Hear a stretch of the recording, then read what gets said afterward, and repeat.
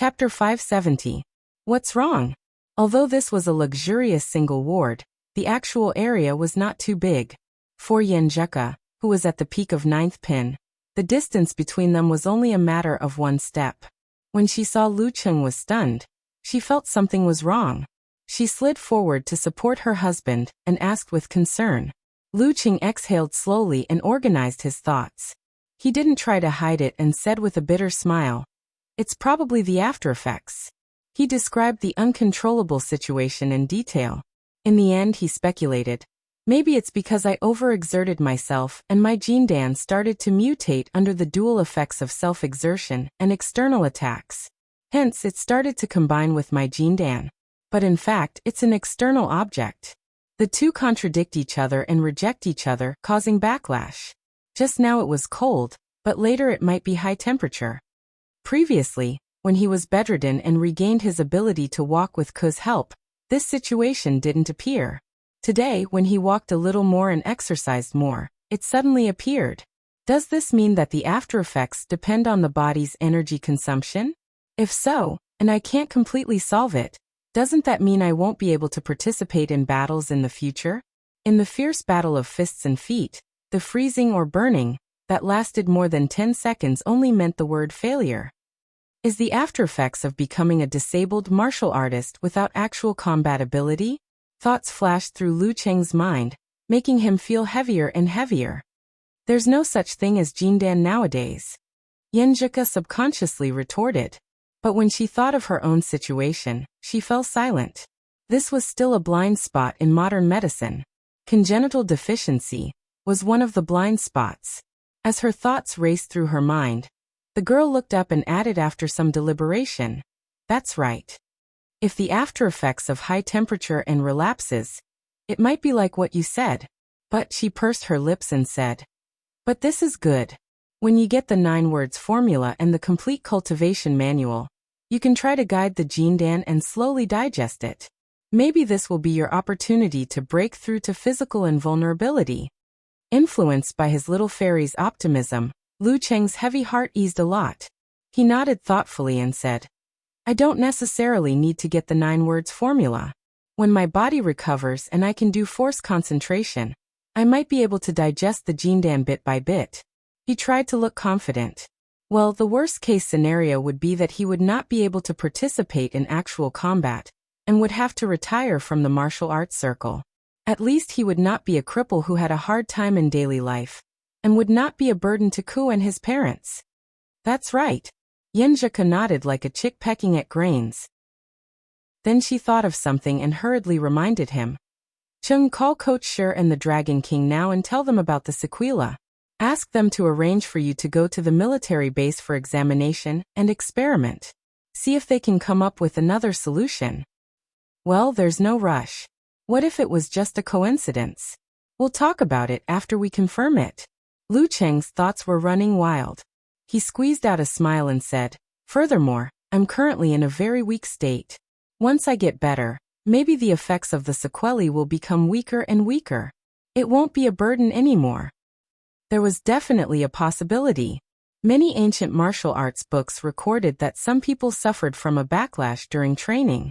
They would alternate between hot and cold for a quarter of an hour at noon and 2 in the afternoon. Although it was unbearable, it would not affect daily combat because there was a fixed time. At most, it would weaken one's strength and make one's chances of attaining physical invulnerability were slim. Furthermore, one would have to be more vigilant during that half an hour to avoid being attacked by one's enemies. If he could end up like that, it would be acceptable. Lu Cheng felt bitter. He said to Yenjuka, who agreed with him, "I'll go to the bathroom first." "Okay." Yenjuka followed him closely and stood at the door of the bathroom. She was waiting with half of her body to prevent any accidents such as fainting. The infectious and optimistic smile on her face faded little by little. She unconsciously bit her lip. With a splash, Lu Cheng pulled up his pants and turned on the tap. At this moment, he suddenly felt a hot current surging in his body. It was as if there was a fire burning his internal organs, muscles, tendons, and so on. Clenching his teeth tightly, beads of sweat the size of soybeans appeared on Lu Cheng's forehead. However, he endured it and did not make a sound. He felt like he would faint at any moment. 7 to 8 seconds later, the heat subsided. He glanced at Yinjeka, who was standing by the door. He cupped the water with both hands and washed the sweat off his face. He moved out as if nothing had happened. Yinjeka followed behind him. After taking 2 steps, Yinjeka's gaze froze. She realized that the back of Lu Cheng's hospital gown was soaked with sweat. So much sweat. The thought flashed through her mind. Suddenly she understood. She covered her mouth and tried her best not to speak. The light in her eyes swayed gently. She took a deep breath and caught up with him. Smiling like a flower, she said, "The more you walk, the steadier you are." "Of course. I'm an expert with all-seeing God." Lu Cheng replied with a smile. "You are indeed my Cheng." Yinjeka rolled her eyes and said, "I think we should inform Coach Shi quickly. He has been worried about you. The earlier he knows, the earlier he can make arrangements. Even if it's just a false alarm, it's better than letting him worry all the time. It's also better than delaying big problems." "That makes sense." Lu Cheng nodded. "I'll give him a call right away." "Okay." Yinjeka answered briskly. She secretly heaved a sigh of relief. A few days later, in a secret military base located deep in the mountains, wearing various monitoring devices, Lu Cheng did a set of slow zigzags and did 2 sets of Tai Chi moving stance training. Compared to when he just got out of bed, there were no obvious signs of weakness. However, in less than 10 minutes he was frozen twice. The first time was on his left leg, and the second time was on the right side of his body. There was also a burning once. Other than his head, his entire body was in discomfort. He almost fell while jogging. Phew. Exhaling a turbid breath, Lu Cheng tried his best to keep a calm face. He walked back to Shi and Yinjeka. "How is it?" he asked the military personnel who was looking at the computer. "We're almost done with the data collection. Your cells and genes are in the process of being studied. Once they draw a map and build a model, we'll do a comparison and analysis. Through design experiments, we'll find the root of the problem. This will take about 2 weeks to a month," the military personnel said. "So slow." Shi interrupted. "Senior, you know that this kind of thing takes a long time," the military personnel said sheepishly. "Your old injury has been there for many years. It's still in the middle stage. I'll be satisfied if there's a result in a month," Lu Cheng added with a smile. The most likely situation was to come back for another test in a month, contribute a few more vials of blood, and then continue to wait. Seriously, isn't there a big technology explosion? The semi-illiterate geezer sure shook his head and muttered, "Brat, are you staying here, going to Huadu, or going home to rest for a while?" "Let's go home." Lu Cheng felt that his current condition was not suitable for meeting outsiders. "Send Ke to the airport." "Sure. Remember to inform the Dragon King." Shi coughed twice and walked away. "I'm going to do my research." Lu Cheng had told Yinjeka the story of being researched. When they heard this, they immediately shut their mouths in unison to prevent themselves from laughing out loud. Their mood improved significantly. After his master left, Lu Cheng took out the confrontation amulet and handed it to the military personnel. "Help me return this to the Dragon King." A week ago, he had grasped the basics of the confrontation formula. However, he still couldn't get the Jindan to respond. The main function of the confrontation formula was to suppress distracting thoughts, cleanse the body and mind, and form a whole. It was similar to the forwarding formula to suppress the mind and resist negative emotions. In fact, they were very different. It was like the difference between a piece of clothing that was clean of dirt and a piece of clothing that was clean of dirt. Under this premise, the mind and body would be free of distracting thoughts, and the body and mind would be able to trigger the mystery, allowing one to reach their peak condition and speed up the recovery of one's injuries. It was because he had mastered the confrontation formula that Lu Cheng was able to get out of bed earlier than expected. The effect was similar when used on others. However, if this other person was in a state of mental exhaustion or overdraft, once the tranquility was achieved, the fatigue would come in waves and be difficult to control. After returning the confrontation amulet, the couple took a taxi to the nearest military airport and flew back to Xing province. They stayed in Gaofun for a night before rushing to the departure hall for international flights. After checking in the luggage with the Empress Dowager, Yinjeka stood in front of Lu Cheng with a small black backpack on her back. She pursed her lips and said gently, "I saw a lot of rumors online about how you got injured. You might be harassed by reporters when you get home. If you feel annoyed, you can come to Connecticut. Treat it as a vacation and lie low for a while." Speaking up to this point, she outlined her dimples, patted her chest, and said in a light tone, "Big sister will take care of you. Okay." Lu Qing smiled and didn't reject her. Seeing that it was getting late, Yinjeka turned and walked to the entrance. Yen Kai and the Empress Dowager were already waiting there. After taking a few steps forward, the girl suddenly turned around and clenched her fists at Lu Qing. She smiled brightly and gave him an encouraging hand gesture. Lu Qing clenched his fist and pumped it hard, telling himself that everything wasn't that bad. Xiushan. Under the escort of the military personnel, Lu Qing took a taxi to the ground floor and took the elevator to his home.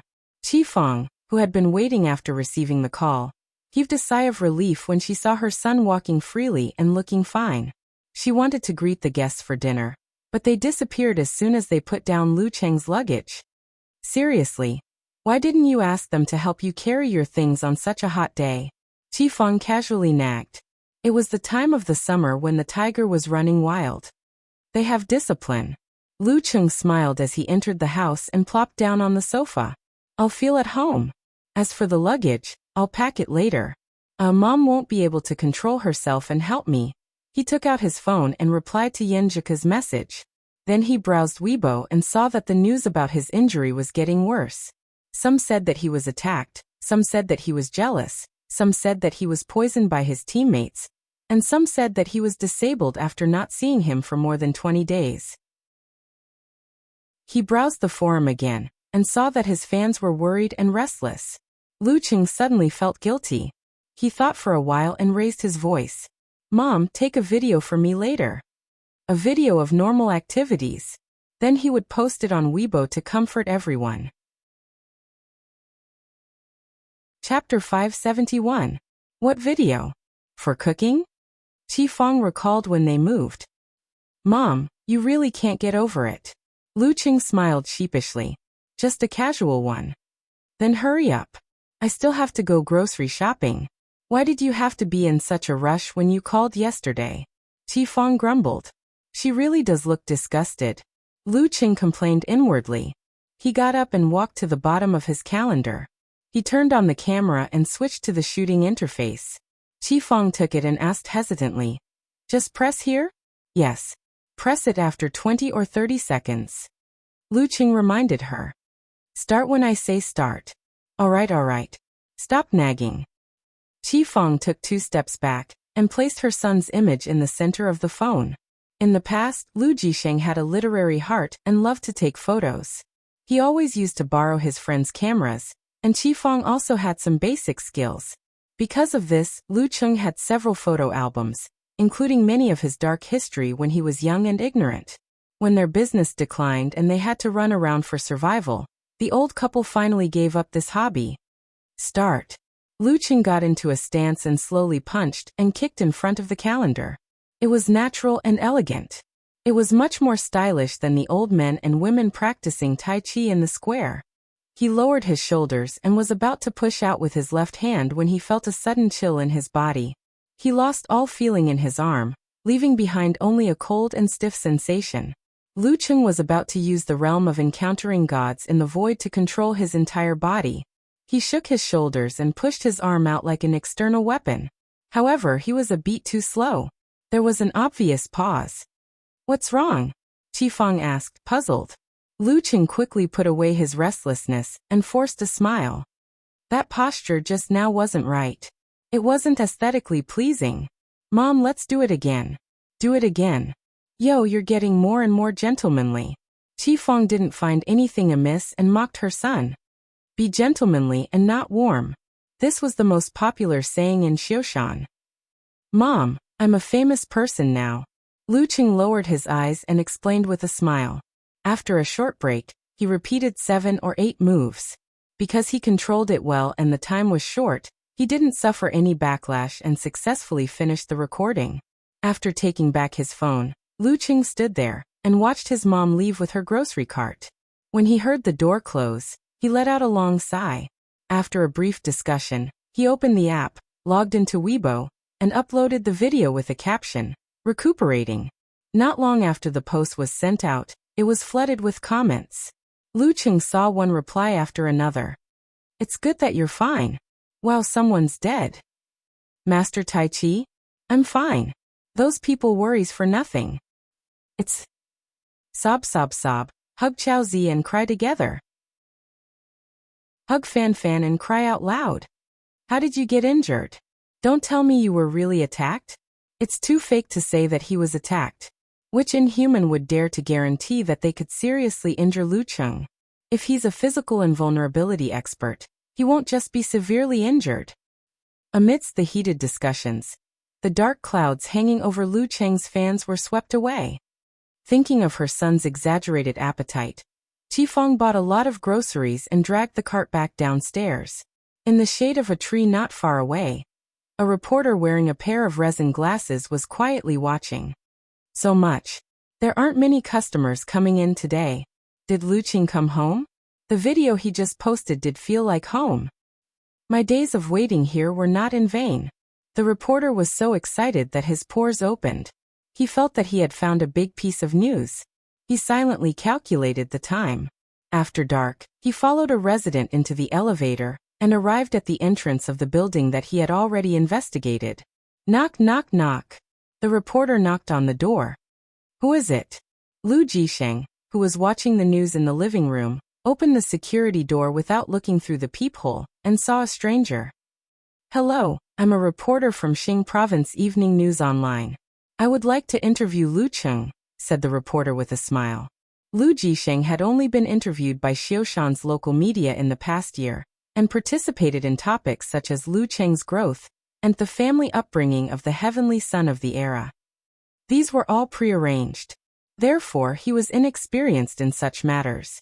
He subconsciously turned his head and shouted in the direction of the room. "Chung, a reporter is looking for you." "He's really here." The reporter was delighted. The digital camera hanging in front of his chest couldn't wait. Lu Qing was at a stage where he didn't want to meet outsiders or be interviewed. He didn't want to expose his problems to the public. He took a deep breath, walked slowly to the door, and covered half of his face with his hand. "Please contact the Foreign Affairs team of Longhu Club for interviews." "Dad, close the door." "Okay." Lu Jisheng was stunned for a moment. He closed the door with a bang. The reporter didn't force his way in. He was facing a monster who could tear apart tigers and leopards. Even if he was injured and still recovering, he wasn't someone he could think of. Moreover, with Longhu Club as his backer, there was no way he could fake news of Lu Qing hitting a reporter. Of course, he wasn't disappointed. After this incident, the headlines were already in the bag. He didn't leave. Instead, he leaned against the elevator and typed on his phone. Lu Qing secretly returns home. Afraid of interviews, afraid of meeting people, afraid of hidden dangers. Well, I said afraid, not sure. When this news came out, the speculations and discussions that had died down were revived. Many reporters gathered in Xioshan, fighting to be the first to get an exclusive. Lu Qing couldn't get enough of the harassment. He had no choice but to ask Longhu to send security personnel to block the door. As for Dad and Mom on their way to work, there were security personnel on the surface and military in the dark. However, there were also guests who couldn't be stopped. After Longhu Club's Foreign Affairs team tactfully rejected the Xioshan government's proposal to visit, Director Xing Qinggu, who carried countless expectations and burdens, stepped into Lu Qing's house as an elder. "Uncle Xing, take a seat." Lu Qing tried his best to relax and appear natural. If it was just a simple visit from an elder without any official show, he should be able to hold on until the other party left without making a fool of himself. Well, if he didn't exercise, it would be just like how he dealt with his cousins, second uncles, grandparents, and the rest. Xing Qinggu didn't stand on ceremony. He sat in the middle of the sofa and sized him up with a smile. "You seem to be in good spirits." "I've recovered well." Lu Qing leaned forward, picked up the teapot, and poured a cup of Maojian green tea for Xing Chenggu. Xing Chenggu was in the police force and his rank wasn't low. He had heard a little about this incident. After exchanging a few pleasantries, he asked curiously, was the attacker really a physical invulnerability expert? If Lu Cheng could kill a physical invulnerability expert with a single whip, it would completely overturn his understanding of martial arts. No, it's a different training system. He has some characteristics of a physical invulnerability expert in advance. Lu Cheng answered truthfully, but didn't specify that it was a cultivator. Xing Chenggu was tactful and didn't ask. Just like when Peng Liyun, Run Li and Chao Yang and Lu Cheng were discussing the battle, he skimmed over the parts that were unclear and unwilling to explain. After chatting for a while, he saw that Lu Cheng looked tired. He drank the rest of the tea and stood up with a chuckle. You've just recovered and need more rest. I won't disturb you. When you're fully recovered, come visit us. Of course. Lu Cheng stood up with a smile and walked him to the door. Watching Xing Chenggu leave, the tiredness on his face immediately disappeared. But soon, his muscles started to contort and his expression became ferocious. Beads of sweat formed on his forehead. After a few seconds, Lu Cheng came back to life. After Xing Chenggu left Lu Cheng's house, he took the initiative to accept an interview and said loudly, "What can happen?" He's in good spirits. After this incident, the crazed visits to Lu Cheng no longer existed. But there were still many reporters wandering around, trying to stop Lu Cheng day after day. After 2 or 3 days, someone came to visit again. This time, it was his cousin Lu Yanwei and his second son Lu Yuanchang. During this time, Lu Yanwei, who had seen the world with his second son, realized that his current status came from his younger brother's identity and strength. He was more worried about Lu Cheng's injury than anyone else in the family. Now that he saw with his own eyes that Lu Cheng was safe and sound, he was completely relieved. We're family. Pour whatever you want to drink, and take whatever you want. You don't have to be polite, and I don't have to trouble myself. Lu Cheng leaned on the sofa and said with a smile. Under such circumstances he could go a few hours without having a relapse, and it would only happen once or twice at night when he slept. Okay. I like it when you say that. Erzi smiled and busied himself, really treating this place as his own home. After dinner, Lu Cheng returned to the company and sent Lu Yanwei away. He smiled and looked at the scenery outside the window, waiting for his lover to come. 10 minutes later, a well-dressed and charming young woman entered the office and asked curiously, "You went to see Lu Cheng?" "Yeah, he looked fine." Erzi smiled and answered, "But I heard that he's seriously injured. Maybe he's just pretending to be fine. Why did you go to see him so eagerly?" The young woman chuckled.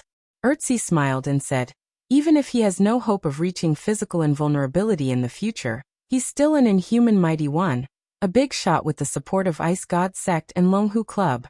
He also has a physical invulnerability master. Even if he's completely crippled, what's the point of me going to see him and express my concern? It'd be a waste not to do it." Yes. You're always so reasonable." The young woman leaned over. In the early morning, Lu Cheng rolled out of bed and stretched his arms and legs in his own room. He first did still stances, then slowly practiced the routine. His current body couldn't withstand real training. Even with the confrontation formula to speed up the healing process, it would still take more than a month before he could do recovery training. Currently, he could only do some small movements to harmonize his body and mind and assist in the healing process. Therefore, there was no need for him to go to the park. Besides, there were reporters lurking outside. A punch came from his waist. Lu Cheng's body stiffened. Apart from his head and limbs, his torso was completely frozen. He couldn't move. This kind of situation kept happening in the past 10 minutes or so, which made him gradually irritated. He couldn't wait to punch himself. Phew, when Lin Ke was first injured, Master said that it was a blessing in disguise for him. With a comparison, he could feel stillness and withdrawal. I can't rush it. I'll try to understand something from not being able to fight. For example, the position of martial arts in my body, or a peaceful mentality. Lu Cheng warned himself. He restrained his emotions and started practicing the routine again. But how could he adapt so quickly? How could he adjust his mentality so easily? Before he knew it, it had been a month since he returned home. He met the researcher from the previous time at the military base nearby. We haven't gotten any useful results. The tech geek lowered his head in shame. That's normal. If we succeed in our research every time, we would have dominated the universe long ago. Lu Qing suppressed his disappointment and forced a smile. The military personnel nodded and said with renewed vigor, "That's right." However, we managed to organize the information that Guhui missed and obtained a cultivation art with core elements. Chapter 572. A cultivation art with core elements? Lu Qing was overjoyed. He repeated it for confirmation. His sequela originated from his Jindan. Starting with a cultivation art was one of the ways to solve it. Now that there was a glimmer of hope, he couldn't help but feel excited. He might even be able to solve Ku and Master's problems. Yes, Guhui probably didn't intend to kill you in the beginning. He even planned to return to the Samano royal family. That's why he didn't take many of the important things with him and hid them in a secluded spot in the room. The military personnel answered half speculatively and half joyfully. We made a few copies and sent them to your master and the Queen of Thought. I brought one for you too. Thank you, thank you. Lu Qing couldn't hide his smile and said sincerely. After waiting for a few minutes, he got the cultivation method that he had sorted out from Gu Hui's notes on cultivation, reading list, and other materials. Although it was not complete, he could clearly see many things when he combined it with the incomplete version he had obtained before. For example, cultivators believed that there was a soul that was detached from the material world, and that the mind was an extension of it. Therefore, from the beginning of the body refining stage, they greatly increased the polishing of this aspect. They treated the tempering of the physical body as a secondary content, using the strength of the body to support the spirit and qi. During this process, the confrontation formula was the master of everything, while the 9 words formula was the overall internal training, which was a marvelous way to raise one's mental strength. Only when the mind could sense its surroundings and enter a new level would the cultivator nourish the physical body and improve in all aspects. Then they would refine the corresponding elixir and consume it. It would act as a catalyst in the cultivation of guiding the subtle changes in the mind. The initial effect was similar to Lu Cheng's first awakening of his superpower. The final goal was to achieve the state of his second awakening. At this stage, the cultivators would encounter the greatest difficulty, which was to use their mind as a lever and the superpower they had cultivated, true qi, as a push. They would fuse the mysterious soul that they spoke of and form a gold core that was between illusion and reality. Once the Jindan was formed, the cultivator would have all sorts of incredible achievements. Externally, they could communicate with nature and change reality. Internally, they could directly mobilize energy, eliminating the tedious procedures such as hand seals, making the use of supernatural abilities miraculous. In essence, as the Jindan gradually grew stronger, the physical body of a cultivator would become stronger again. Their overall combat strength would be equivalent to that of a martial artist with physical invulnerability. Each had their own characteristics and strengths. As for what it would be like to go further, Guhui did not go into detail and did not record it down. The complete method was passed down orally and not in writing. Besides, it was vaguely mentioned in the notes that when Guhui was forming the core formation stage, he had been unable to make any progress for many years because of the lack of guidance and assistance from his seniors who had passed away long ago. He had been searching for his own kind, or cultivators from other schools, trying to talk with them and learn from them. Unfortunately, he had never found anyone. Spirit feeding the body. Maybe this can really cure Ku's congenital deficiency. The thought flashed through Lu Cheng's mind, and the corners of his mouth curled up. It was the first time in more than a month that he smiled without gloominess. Ku's current body refining martial arts had already reached the pinnacle. She was stuck at a bottleneck. First, she could improve her spirit according to the cultivation method, and then use her spirit to nourish her body. This might be a feasible way. Master's old injuries, and my sequela might be able to be remedied with this. If it still doesn't work, when I gather all the 9 words formulas, I should be able to rely on them and the cultivation method to stimulate Longhu Immortal's core formation and obtain the complete method. Then, I will be able to slowly control and digest it completely. The greatest pain in life is to have no hope. After seeing the light at the end of the tunnel, Lu Cheng's mood was instantly soothed. Even when the ice cold and the scorching heat alternated, he did not feel down. Speaking of which, I'm imitating Longhu Immortal and using balance and rotation to form the core.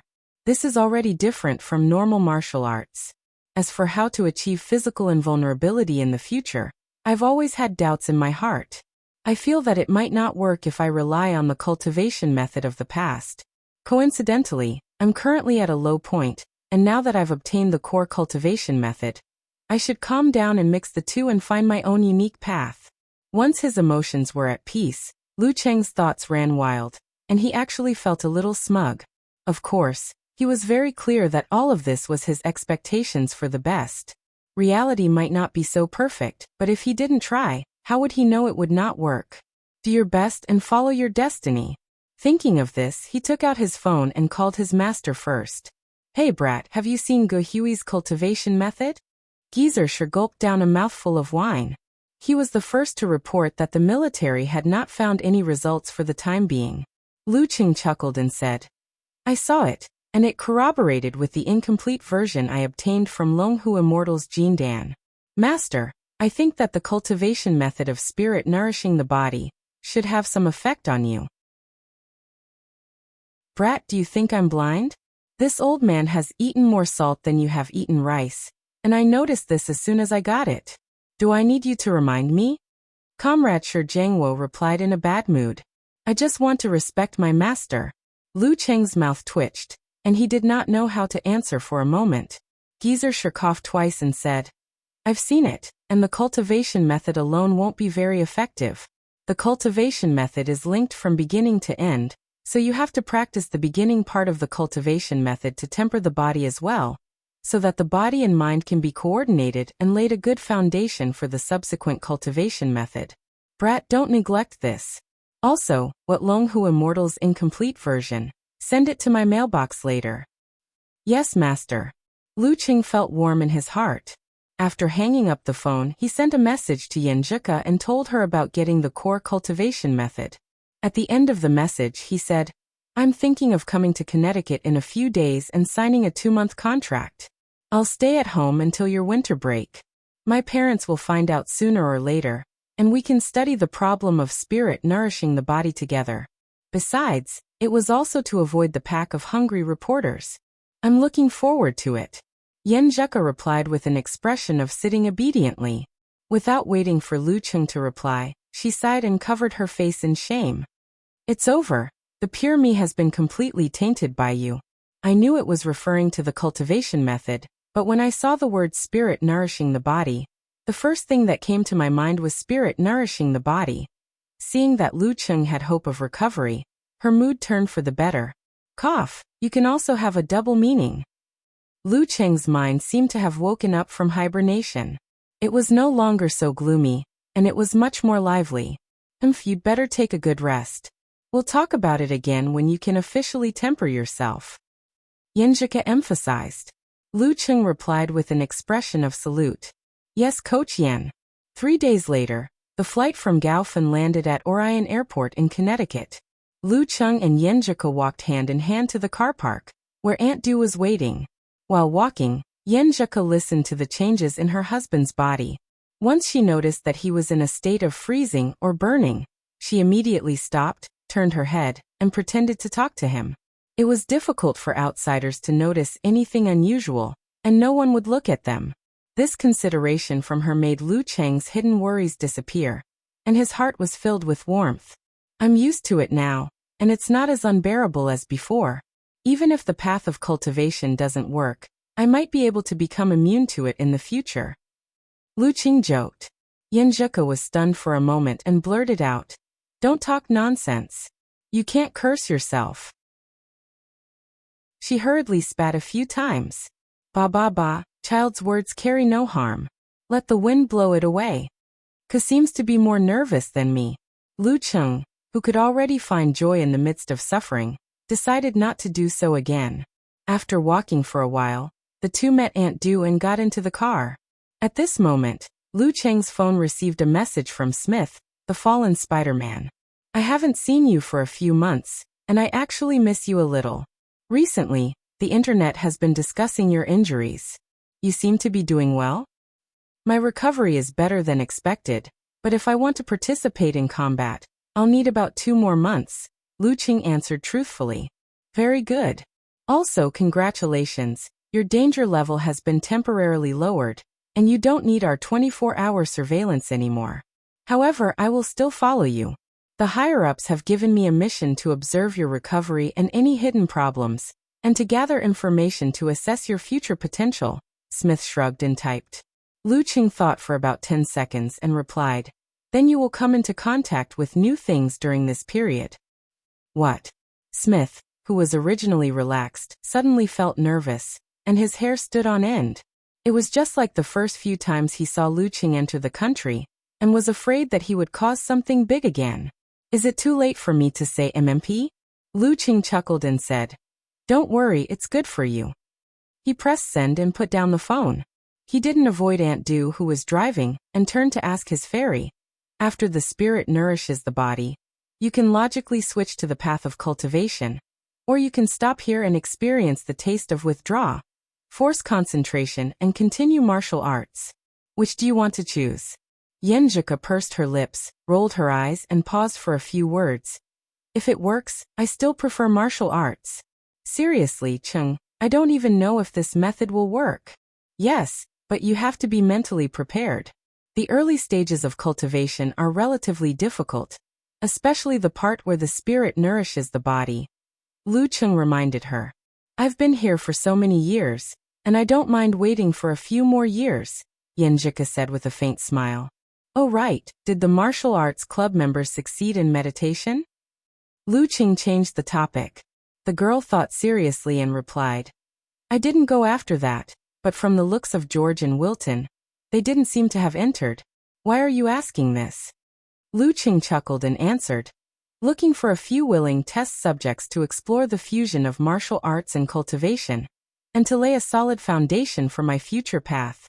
Maybe the solution to the sequela would also depend on this. Of course, the teaching, in America wouldn't involve the advanced parts. Chapter 573. You sound like a master when you say that. Yenjika's eyes lit up when she heard Lu Cheng's answer, and she made fun of him. Lu Cheng didn't dwell on the topic. Instead, they talked about Yenjika's life in Connecticut, and scolded a certain racist professor with her. As the sky darkened, the car reached home. While Aunt Du was preparing dinner, Lu Cheng pulled Yenjika up to the second floor.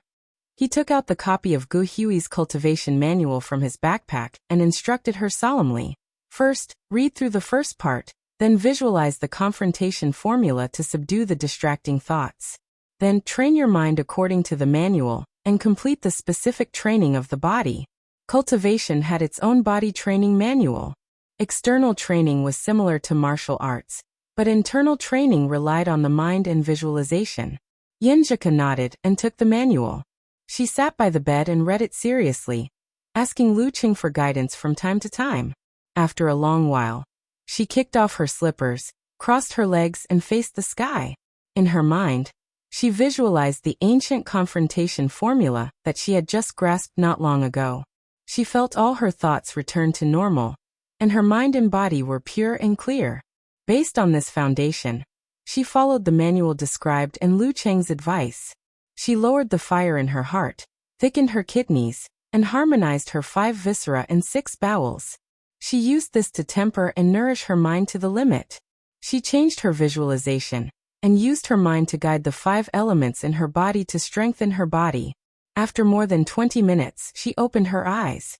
Her eyes were as dark as a speck of ink, but there was a hidden light in them. It feels pretty good. Yenjika's dimples slowly bloomed under Lu Cheng's attentive gaze. She looked up and pouted slightly, saying, It's fine. Cheng, are you sure you want to teach this to George and the rest? Not to mention that they can't enter meditation or visualize, which means they can't subdue distracting thoughts. Just the words like dragon-tiger water separation, fire and heart, and kidney water will be enough to trouble them. Lu Cheng was speechless. He had already considered and prepared for the problem of not being able to enter meditation. However, the problem of understanding the manual was more specific. Just by looking at Chinese, I didn't have the foundation of the previous few years of contact with similar things, so I almost couldn't understand it myself. When I was explaining to Ku just now, I almost broke out in a cold sweat. I was frozen and burned once. If this thing were to be translated into a foreign language, it would be more like a heavenly book, right? Seeing her husband at a loss, Yenjika pondered and said, "We need to extract the essence, get rid of the twists and turns, and express everything in modern terms. Although it might not be accurate enough, it's fine as long as the meaning is on point." After saying that, she volunteered. "Come, big sister will help you." Lu Cheng and Yenjika huddled together and began the difficult task of translating, with their ears rubbing against each other. This continued until 10:30 at night. Even when it was time for dinner, they were not idle. "Well, it's finally done." Yenjika stretched her back elegantly. The so-called done was only referring to the first part. Lu Cheng moved his lower neck and took out a pen and paper. Sitting on the writing table, he focused his mind and calmed his breath. He visualized the ancient characters and smoothly sketched out the confrontation that purified the body and mind. "Not bad, it's done in one go." He shook the paper happily. Completing a matter related to cultivation without any repercussions made him feel as if he was as good as new. It's a pity that one can't be so stubborn. Just as he finished speaking, Lu Cheng felt as if he had fallen into an ice cave. His whole body was filled with coldness, and he stood rooted to the ground like a statue. After 7 or 8 seconds, he recovered and pretended to smile normally. "This can force them to enter meditation." "Yes, yes." Yenjika looked at him calmly. She didn't dodge or avoid it, as if everything was a common occurrence in life. This calmed the gloominess and frustration in Lu Cheng's heart unknowingly. After washing up, Yenjika, wearing an off-shoulder nightgown, crawled into bed and pressed herself against Lu Cheng's body. Suddenly, she felt that his body temperature was boiling, and his muscles were tight and hard like a rock. Clearly, he was experiencing a burning. Just as she was about to extend her hand to pass on the coolness, Yenjika felt Lu Cheng relax and heard him exhale. "There shouldn't be any more tonight." Lu Cheng tilted his head and smiled. Looking at his warm smile as if nothing had happened, Yenjika's heart ached and her eyes turned red. She quickly raised the corner of her mouth and said sweetly, "Then let this fairy give you a good night kiss." She took the initiative to wrap her arms around Lu Cheng's back, half closed her starry eyes, and delivered her pink lips. With their skin touching, Lu Cheng's nose filled with a subtle fragrance. Lu Cheng delicately outlined her lips, parted her teeth, and touched her tongue. Since he was injured, the couple's daily kisses were only a greeting ceremony due to their physical and mental state. They didn't go any further. Now that they saw the light at the end of the tunnel, they unloaded a lot of burdens. Their lips and tongues gradually intertwined. It was as if they were back before the Battle of the Kings. They passed on all the worries, sadness, pain, and disappointment that they usually suppressed in their hearts, hidden under their laughter, and didn't want to show to each other. They were comforted and dispersed. They didn't have much lust, but their hearts were connected. After a kiss, their eyes met and palms touched. Both of them felt relaxed as if they had shaken off layers of dust. "Good night." Yenjika's eyes sparkled. "Good night." Lu Cheng smiled and replied softly. They lay down again. After a few minutes, Yenjika suddenly thought of something and said, "Cheng, you're not asleep yet, right? I have a serious academic problem to discuss with you." Curious Yenjika is online? Lu Cheng tilted his head in confusion. "What's the problem? Your bones and muscles are still very weak now. They're not suitable for strenuous exercise for the time being." "Well, I'm saying if, after you officially start training, if the sequela hasn't healed yet, at least not for the time being, will it still happen?" Yenjika hypothesized a situation. As she spoke, she turned her back to Lu Cheng and looked at the wall as if she was reflecting. Lu Cheng was stunned for a few seconds before he came back to his senses. He wanted to laugh and sigh at the same time. Theoretically, yes. Then I'll have to work harder. The girl's voice became softer and softer, like that of a mosquito. If Chen keeps holding it in, it's easier for him to get irritated. It's easier for him to get into a dead end when it comes to the sequela. Lu Qing was stunned for a moment. He knew how much courage his thin-skinned little fairy had to muster before she could say this. To be honest, if Yan Zhika didn't mention it, he would have a lot of misgivings and wouldn't dare to try, which would make him even more depressed. Yes. He nodded vigorously. He felt that the thought of teasing her just now was disrespectful to Yan Zhika's feelings. The next afternoon, in the martial arts club, George and Wilton, who were sparring in the boxing ring, suddenly heard a series of exclamations. They stopped what they were doing and turned their heads to look. They saw the powerful martial artist who was rumored to be seriously injured and recuperating appeared at the door with his girlfriend. Lu. Long time no see. George jumped off the ring excitedly and rushed over. His blonde hair was flying and his sweat was dripping. He had a new tattoo on his bare arm. It was the symbol of the mysterious Eastern spirit beast, the Ho. Lu Qing nodded in greeting. When everyone had gathered around, he looked around and asked directly, "Have any of you successfully entered meditation?" The jubilant atmosphere was instantly silenced, as if a bucket of cold water had been poured over it. No. The Caucasian girl Colleen lowered her head in shame. "No, none of you." The freckled Wilton answered dejectedly. "Didn't they say that Chinese people were used to making small talk and asking if they had eaten?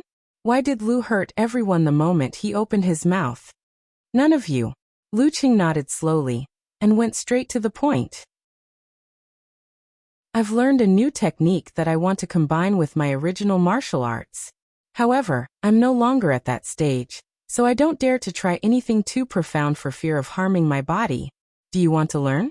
This will help you enter meditation and change your original talent, allowing you to improve your combat skills. Of course, I can't guarantee that this new technique won't cause any problems. On the contrary, I'd like to remind you that it may cause you to never be able to become stronger again." George and the others were stunned when they heard this. They were excited about the possible benefits, and their breathing became rough. They were shocked and afraid of the serious consequences, so they were on high alert. After a long while, George asked hesitantly, "What new technique is it? Which sect is it from?" "It belongs to one of the ancient Chinese Taoist sections. Those who practice it are called Wuxia."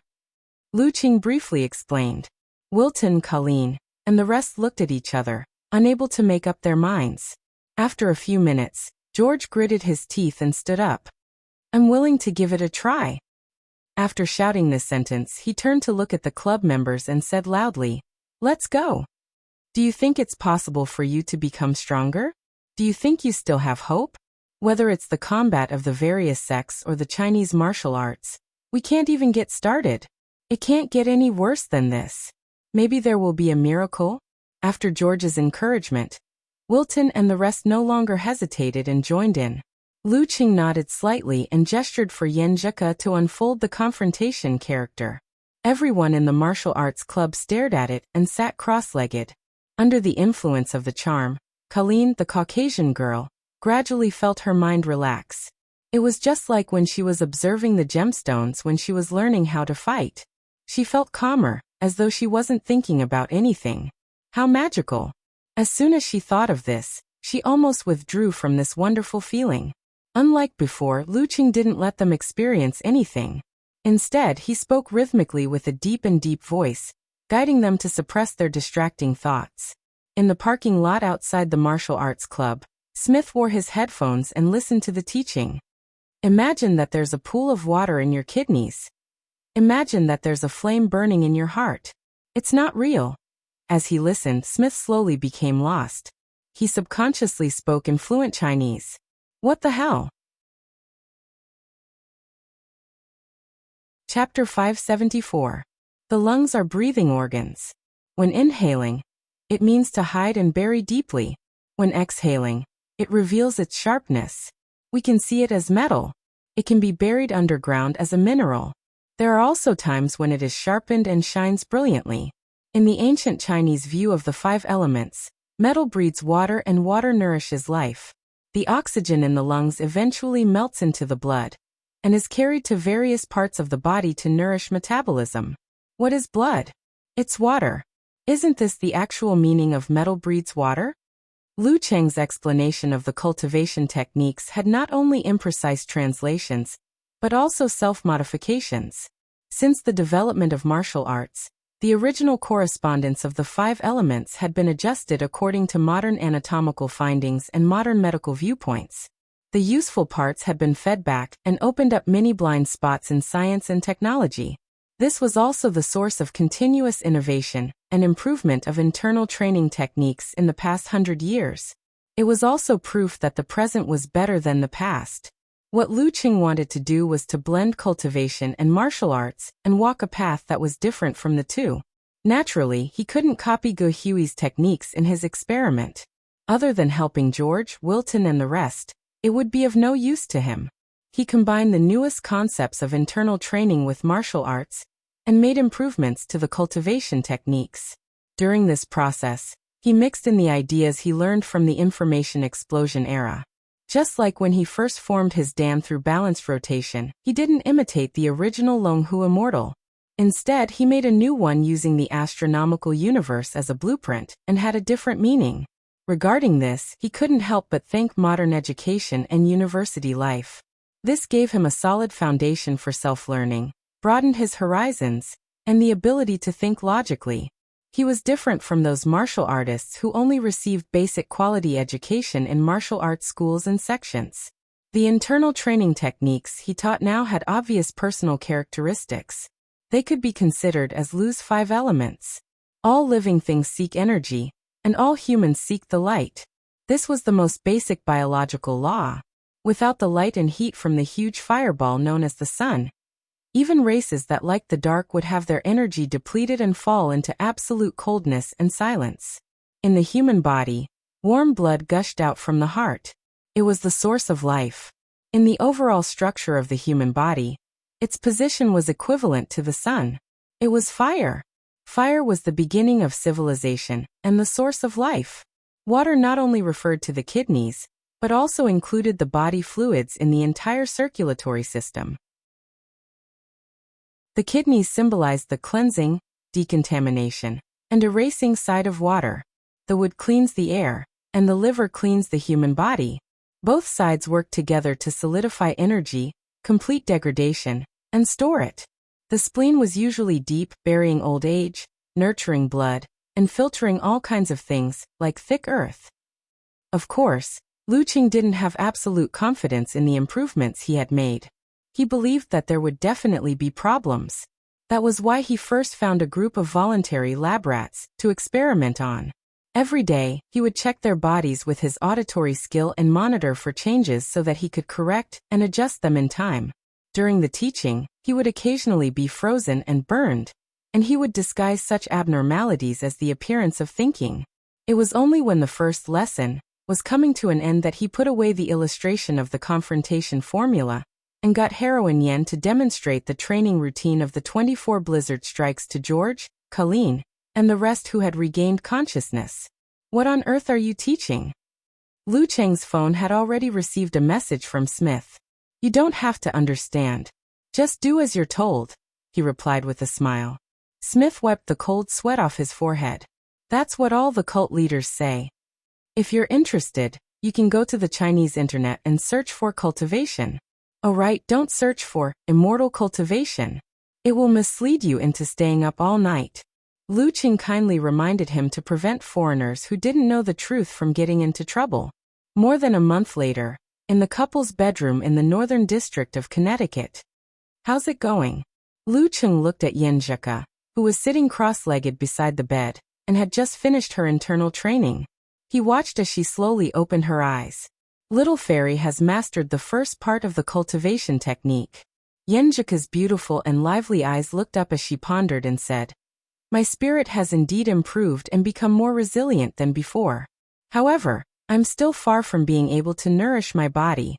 I estimate that it will take at least 5 years, or even more, to refine and nourish my spirit. Lu Cheng nodded slightly and said thoughtfully, That's normal. Currently, it's the conventional Dharma access.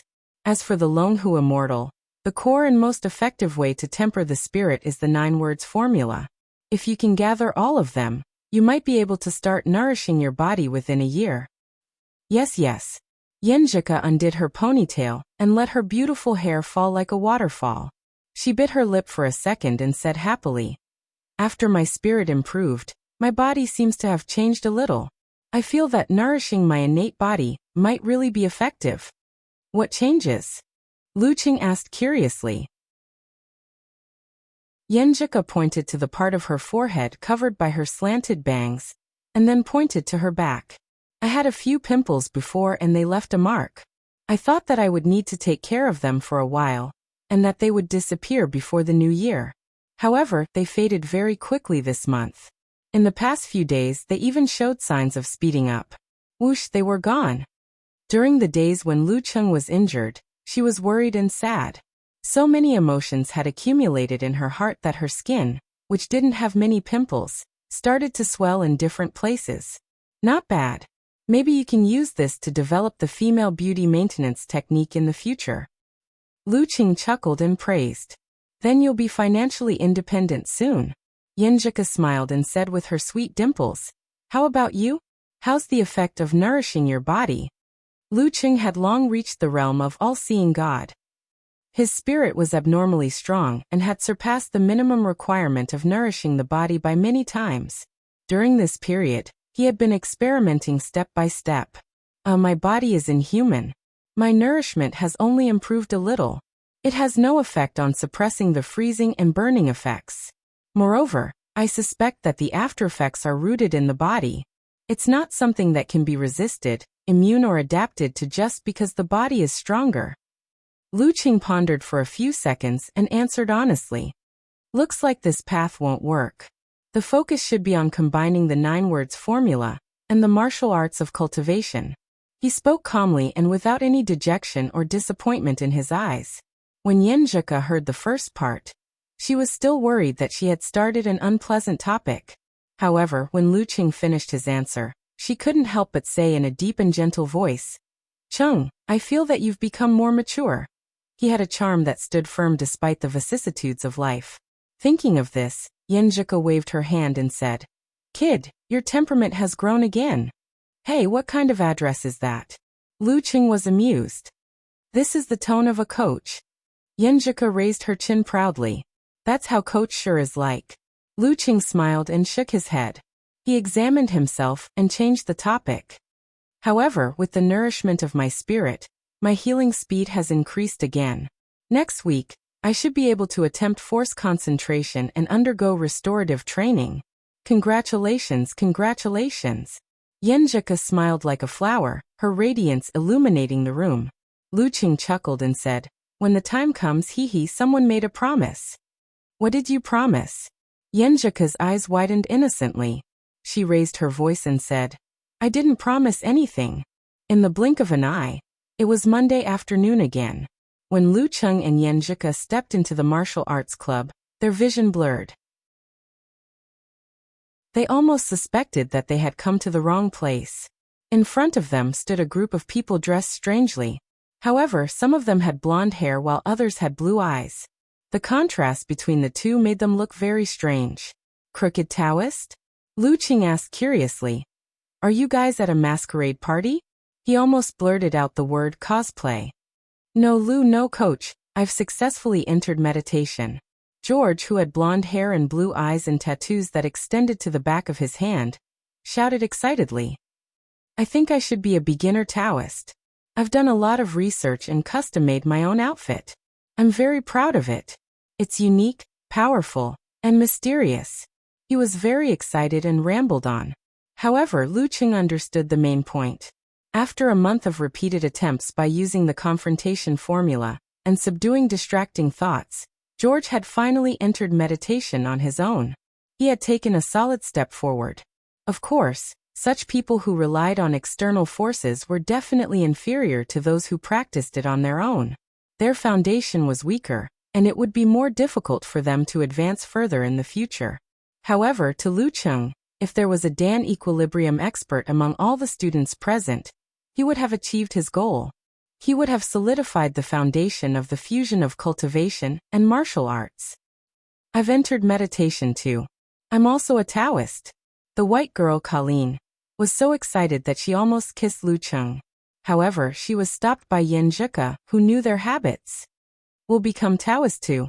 Wilton and the rest saw hope and were unusually excited. A group of Taoists with white, black, or brown skin. Why does it feel like a mythical monster in human form? Lu Cheng laughed involuntarily. He was happy that his students had finally made a breakthrough. Well, cultivators mainly rely on long-range attacks and are elegant. After I combine martial arts, most of the time I'll be smashing with my basket-sized fists or kicking in the groin. This style is really strange. For the rest of the class, everyone studied very seriously. They did half the work, but twice the effort. Lu Cheng talked about a few new things. When he was leaving, he received a message from Smith. Lu, that outfit is very cool. Remember to send me the address of the custom-made outfit. You want to disguise yourself as a Taoist? Lu Cheng and Yin Zhika looked at each other and smiled. After returning home, Lu Cheng found an empty space and closed his eyes to reflect on himself. Yin Zhika waited beside him, a little expectant and a little worried. Cheng is going to undergo restorative training in a while. After a few minutes, a crackling sound came from within Lu Cheng's body. It was like spring thunder before waking up from hibernation. He took a deep breath and gathered his force, chi, blood, and spirit in his lower abdomen. They condensed into a ball and rotated in a balanced manner. In the center of this vast starry sky, specks of light converged to form a crimson object that resembled the sun. It and Lu Cheng's Big Dan were interconnected. It was hard to tell which was the reflection, and which was the real thing. Lu Cheng's mind was in turmoil. With a shake of his spirit, the Dan Qi suddenly exploded and dispersed. What's wrong? Yin Zhika asked with concern when she saw that her husband's expression was not right. Lu Cheng frowned slightly. Half puzzled and half happy, he answered. I saw the golden Dan. Chapter 575. Jindan. Yin Zhika's brows furrowed slightly, her gaze confused. Shortly after, her eyes widened as she blurted out, Longhu Immortal's Jindan? Yes. Lu Cheng nodded. As he recalled, he described, it seems to have really spread and merged with the origin. However, it still maintains a connection with each other, and has an independent and complete structure. It seems to have expanded and blurred many times, becoming a parasitic object of the human body Big Dan. Only when I use force concentration to gather all my essence, chi, spirit, and willpower can it temporarily collapse and return to its original state. You can see it now. That's amazing. Yin Zhika sighed subconsciously. She then pondered for a moment before asking, then can you affect it now? Can you use the confrontation formula to stimulate it? If he didn't have the Jindan back then, Cheng's sequela would most likely be related to overexertion and the deficit of the origin. He wouldn't have suffered from the frequent attacks of freezing and burning. I wonder which condition would be easier to recover from. Confrontation formula? How can I use the confrontation formula when I'm balancing my Jindan? Asked Lu Cheng in amusement. However, just as he finished speaking, a thought flashed through his mind. He suddenly had an idea. He paused for a moment and said, it's not like there's really no way. My Jindan is different from other martial artists. I can maintain it for quite some time. As soon as he thought of it, he lowered his waist and raised his hands to form the confrontation formula. Following that, he withdrew his chi and blood, sank his spirit, and gathered his force. He gathered all his senses into a single point. Ice and fire circled around it, rotating steadily. This point was like a boundless starry sky. It was pitch black and cold, with the great sun as the star. Just like the real universe, each had its own function, maintaining a delicate balance. It slowly expanded until the end. Inside the universe, a cluster of nebulas gathered and manifested. The ice crystals were dazzling and scorching. It was the Jindan of the Longhu Immortal. While in the state of force concentration, Lu Cheng couldn't maintain the state of all-seeing God. His will, or rather his consciousness, had become a part of the human body Big Dan, and shrunk into the boundless starry sky. However, with the help of encountering gods in the void, he allowed his consciousness to rise to the peak of the universe. Looking down at everything from above, he controlled his chi, blood, spirit, and ice and fire force to change the layout of darkness and light. Stroke by stroke, he outlined the ancient and profound confrontation character. The appearance of the confrontation character, which purified the mind and body, connected with the prearranged hand seal, and instantly evoked the mystery. Right at this moment, the golden core suddenly trembled and rippled. The stars rotated and similarly formed a confrontation word, the confrontation word that was located at the core. Buzz, buzz, buzz. Dazzling light turned into a brush and wrote another Dao technique. The content of the words was very familiar to Lu Cheng. It was the first part of the cultivation techniques that he had been studying recently. At the same time, the other 6 spots of the Jindan also had dazzling lights surrounding the confrontation word. They wanted to form a whole, but they were still a little short. However, Lu Cheng felt that his connection with the Jindan had strengthened a little. Feeling discomfort in his body, he didn't force it. After memorizing it for a while, he released the human body Big Dan, and felt the surge of strength. He felt the long-awaited invincibility. In the blink of an eye, an icy chill surged and numbed his legs. This was already a daily occurrence for Lu Cheng. He didn't care about the stiffness. Shivering from the cold, he smiled at Yin Zhika. I can really activate it. And I even spat out the opening chapter. If not for your reminder, I wouldn't even have thought of trying it. You're welcome. This is the job of a coach. Yin Zhika raised her head delightedly. Phew. When the 9 words formula is complete and forms a whole, there will most likely be some changes. Even if it doesn't help me resolve the after effects, just the deepening of the connection will give me an opportunity to digest it. Lu Cheng moved his legs that had recovered and said, I'll try again and memorize the opening chapter completely. He rested for a while and tried again.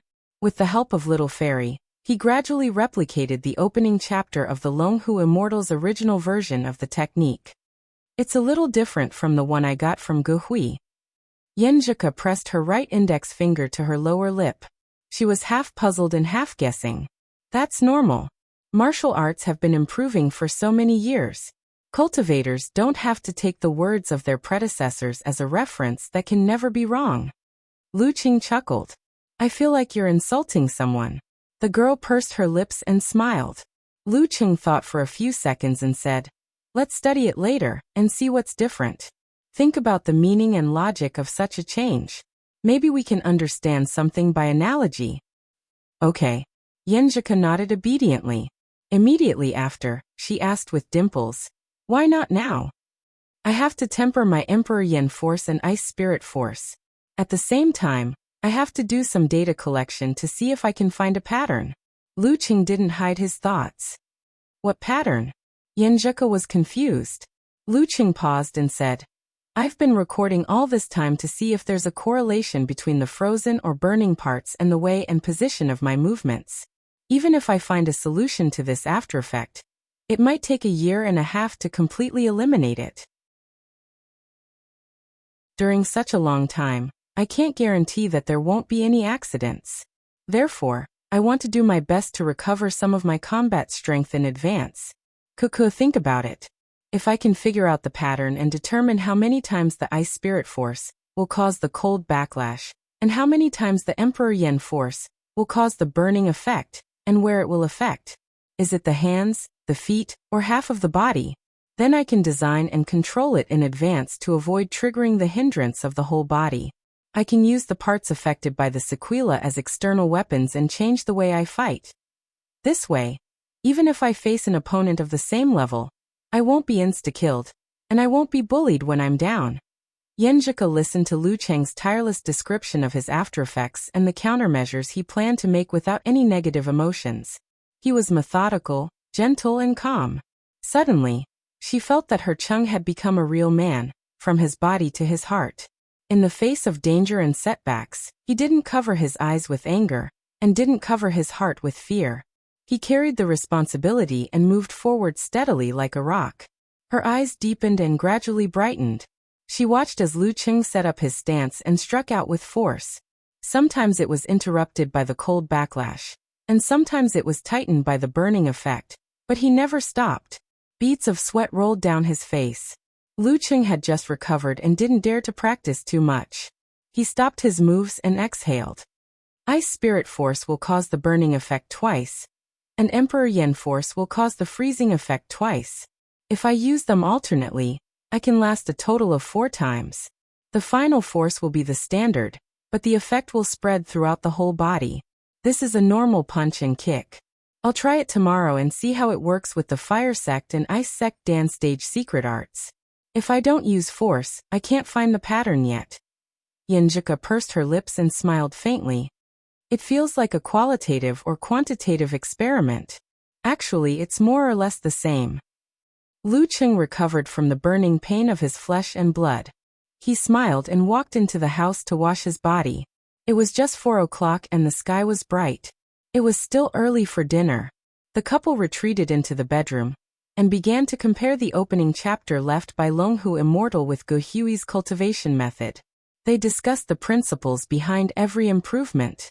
This didn't mean that the present would definitely win against the past. It was just that if there were no powerful beings at the beginning of the universe and no origin creatures that understood all the rules, then it would be normal for the present to win against the past. Yenjika was already a beginner in cultivation, so she was very interested in this. After she finished her research, she continued to talk to Lu Cheng about similar issues. She felt like she couldn't stop, so she didn't notice that he was gradually distracted, until a hand circled around her waist and reached under her clothes. The girl turned her head blankly and blurted out, "We haven't had dinner yet." She knew that Cheng was in a good mood today, just like herself. She also knew that he had been holding it in for more than 3 months, both physically and emotionally. However, she expected to cooperate with him before going to bed. Who knew, this hooligan? It's still early, just past 5. Which day do we not eat at 7? Lu Cheng kept kissing the girl's slender and beautiful neck as his right hand slowly moved up. It's broad daylight. Yenjika scolded, with her cheeks slightly red. Lu Cheng strode out and pulled the curtains, filling the room with darkness. He then turned around and smiled. It's dark. Yenjika didn't know what to say. She was going to argue for a bit more, but when she saw Lu Cheng's stiff and sluggish steps, her heart softened. She bit her lips and snorted. She turned her head to the side and let her husband hug her body. She took the initiative to reach out her hand to cooperate. During dinner, Lu Cheng lowered his head to eat. From time to time, he would receive angry glares from his little fairy beside him. She was radiant and beautiful, but she would occasionally frown. Life seemed to be on the right track again. These days lasted until the couple's winter vacation. At this time, there were more and more people in Lu Cheng's cultivation preschool who had entered meditation. They had also adjusted their techniques to the point where there weren't many problems. Of course, George and the others wouldn't be able to achieve force concentration and Dan equilibrium without more than a year of practice. Before returning to Xioshan, Lu Cheng and Yenjika went to the military base again. As usual, they tested the data and contributed blood. As usual, there were no research results. But I have good news for you. The military tech geek pushed his glasses up. What good news? Lu Cheng and Yenjika asked in unison. The military personnel took out a silver bracelet with a pendant and said, "Following Gu Hui's lead, we found the formation formula." Chapter 576. Lu Cheng was overjoyed and asked for confirmation. Formation formula? With a clue, the military's efficiency was off the charts. Yenjika subconsciously reached out to hold his right hand. He felt the same feeling as his little fairy. The tech geek answered with a little satisfaction. Following Gu Hui's trail, we investigated his friends, his classmates, and the people who were close to him. We found that he once made a bracelet for one of his classmates' children and cured the child's habit of falling down. It was confirmed that it was the array formula. The other party didn't know the reason. We spent a certain amount of money to rent this bracelet for 3 months. As he spoke, he handed the silver pendant to Lu Cheng. As he shook it, It revealed an orderly, ancient, and harmonious formation formula that seemed to be able to interfere with the outside world. This won't affect the child, right? Actually, a copy is enough. Lu Qing asked with concern. Since the reappearance of the Jindan, as long as the 9 words formula has a little charm, I can easily master it. Child. That's just a child back then. He's older than you now and has a family. His habit of falling down was completely cured after he fully developed. Usually he just uses this bracelet as a safety charm. The military personnel shook his head and laughed. Lu Qing was stunned and blurted out. Guhui isn't young anymore? He's been stuck at the initial stage of the Jindan for many years. The military personnel confirmed. I see. No wonder. Lu Qing took the bracelet that could be adjusted to its length and cast his gaze on the pendant. He engraved the formation formula in his eyes and seriously felt and studied it. A few minutes later, he made a hand gesture and withdrew his qi, blood, spirit, and force. He held the big Dan in his lower abdomen and let the sparkling and crimson nebula reappear. His consciousness was at the apex, guiding the movement of the stars and outlining a formation that he had only scratched the surface. His hand seals connected, his Jindan trembled, and the waves of water swayed wildly. Dazzling light cut through the darkness, forming ancient words that were full of charm and order. They connected with Lu Cheng's visualization, causing the formation, which was far from perfect, to change accordingly. It was close to perfection and left a mark. Feedback from the mark. 7 parts of the nebula exploded brilliantly. Silver fragments shone brilliantly, and the ancient word filled the sky. With confrontation as the core, it was almost indistinguishable and became a whole. It was a pity that the moon was incomplete, and the man was regretful. After balancing for a while and pondering, Lu Qing released the Dan force and let his essence, qi, spirit, and willpower return to its original state. He exhaled a mouthful of murky air. He seemed to be explaining to Yanjika, but also seemed to be talking to himself. Formation formula can be used externally and can control the environment and control it to restrain the enemy. Internally, it allows the body to be in order and improve its coordination. Unfortunately, it's still formation. The 9 words formula is not a whole. But we have some idea of the formation formula too. The military personnel interrupted. Really? Yenjika's eyes widened in surprise and joy. Previously, we were investigating items related to the 9 words formula that appeared in Europe's history in the past 1 to 200 years. Among them, the last known item was a painting with the formation formula. Originally, the direction was very vague, and we might have to spend a few years to rule it out. Who knew that when we traced back to Master Guhui, we found some useful clues. If there are no surprises, we have a high chance of finding it before the end of the year. The military personnel answered in great detail when asked by the beautiful girl. Lu Qing and Yenjika looked at each other. Both were overjoyed. White snow covered the city and the cold wind was biting cold. In an ancient castle, the fireplace was burning warmly and brightly. Wearing a tuxedo and holding a glass of red wine, the owner sat on the sofa. Stroking his neatly trimmed beard, he smiled and asked the guest opposite him. Are you here on behalf of the Dragon King of China? Yes. We would like to borrow one of your paintings. We are willing to pay a price that will satisfy you, said a young man with inch-long black hair sincerely. When it came to such matters, they had always been polite before resorting to force. Of course, this was also because they had someone backing them. Otherwise, if they told the other party their intentions in advance, it would be much more troublesome if the negotiation failed. The brown-haired owner swirled the red wine in his glass and pondered for a moment. I don't lack money or things. If you want to borrow it, I need help from the Dragon King. At this point he added with a smile, Don't worry. Don't worry. For the Dragon King, this is not a difficult matter. The young man opposite him clasped his hands and thought for a few seconds before standing up. I need to ask for instructions. Please. The owner made a gesture. The young man left the living room and returned a few minutes later. He looked at the owner and said in a deep voice, The Dragon King has agreed. May we have a pleasant cooperation? The owner raised his glass to the distant east. It was the middle of January. Xiaoshan was freezing. Yanjika was about to start school and had booked a flight to Connecticut in 2 days. Lu Qing had planned to spend the new year at home and spend time with his little fairy on the 3rd day of the new year. He couldn't let his parents spend New Year's Eve alone. However, considering that he had not recovered from his sequelae, and that there would be a lot of guests during the new year, he decided to spend another 10 days with his parents before leaving for America.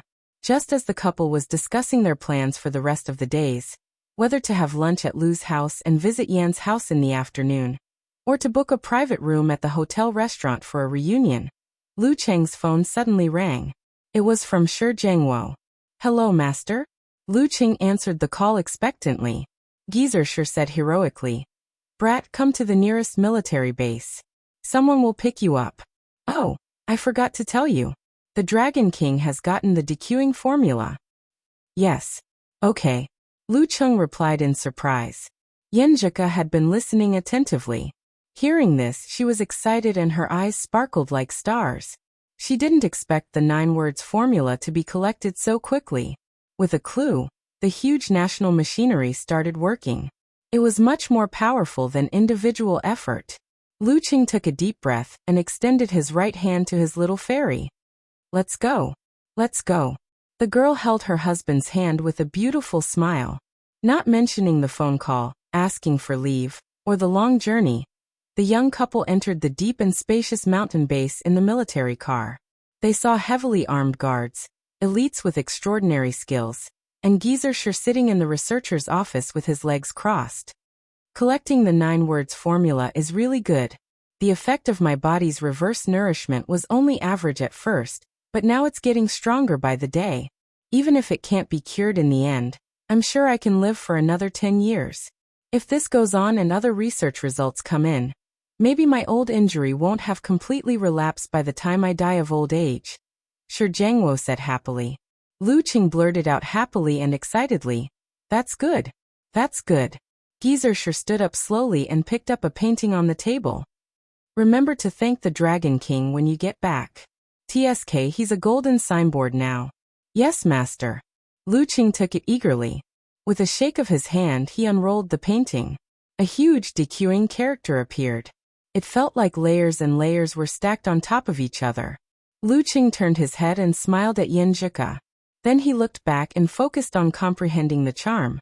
He gripped the painting tightly and seemed to be very serious. In less than 5 minutes, he passed the dequeuing formula to his little fairy. He lowered his waist, got into a stance and formed a hand seal.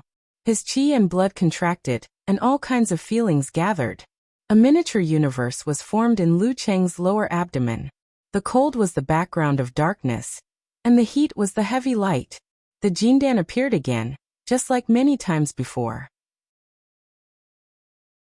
Lu Cheng raised his consciousness, controlled his force, and changed the positions of the stars. He outlined an inaccurate dequeuing character. Like before, the Jindan was immediately stimulated. The Milky Way rippled, and the bright tracks formed ancient seal scripts with deep layers. It guided the objects from the outside world, and allowed the dequeuing, in Lu Cheng's Big Dan, to rearrange itself. It was full of charm. At this moment, the nebula spun faster, sometimes expanding and sometimes contracting. 8 bright spots lit up and connected with the dequeuing character. They danced around the confrontation, character that purified the body and mind and quickly settled down. Lu Qing felt as if the wind and clouds were vibrating in his ears. It transformed into an unchanging voice. Confrontation. Army. Fighting. Swordsman. Wholeness. Formation. Dequeuing. Forward. Attainment. Every sound was matched by a bright character. They stacked on the confrontation character from all directions, forming a 3-dimensional, mysterious seal script that had never appeared before. It allowed the crystal clear and Virokana to fuse more deeply with Lu Cheng's Big Dan. His sense of danger increased to another level, and his control of the Jindan underwent a fundamental change. At this moment, he felt that the Jindan was no longer a foreign object, but a weapon that he had honed for a long time. Phew. Next is the most important attempt at digesting the Jindan. Lu Cheng's mind was high, and he ignored the complete Dao technique that appeared. He carefully controlled the Jindan in an attempt to borrow some energy. The moment the energy moved, it hit the universe, causing the Big Dan to lose its balance and collapse. It was no longer something Lu Qing could stop. Crack. A few cracks appeared on the concrete floor beneath his feet. How could this be? Lu Qing was a little dumbfounded. Everything before was within his expectations, but he couldn't complete the most important and crucial step. He couldn't draw out the energy of the Jindan while balancing the Jindan. This was completely different from when he used the complete version of Lament of the Ice Queen. Back then, the Jindan was an independent entity on the outside. Now it was inside, a part of the Big Dan. Once it was moved, it would lose balance. Lu Qing gritted his teeth and visualized the entire 9 words formula. He silently chanted Lin Bing, Do Zhe formation, advance, to see if he could complete the activation and guide the transformation while the Jindan was in a dispersed state. He repeated it over and over again, but there was no response from his body. The Jindan seemed to be in a deep sleep when it wasn't in the force concentration stage. Yen Zheka had been looking at him expectantly and nervously. When she saw Lu Qing open his eyes, she was about to ask, but when she saw that there was no joy on her husband's face, she bit her lip and held back her words. Her heart slowly sank. After a few months of training, Lu Qing thought that he could now speak with relative calmness. But in the end, he realized that he could only keep a stiff face and shake his head slightly at his master and wife. He shook his head.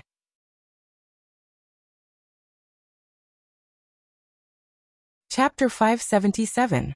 Yenjika's face paled and her eyes reddened. She blurted out, "You might need to practice with the martial arts to see the results." Faint teeth marks were left on her pink lips. Maybe.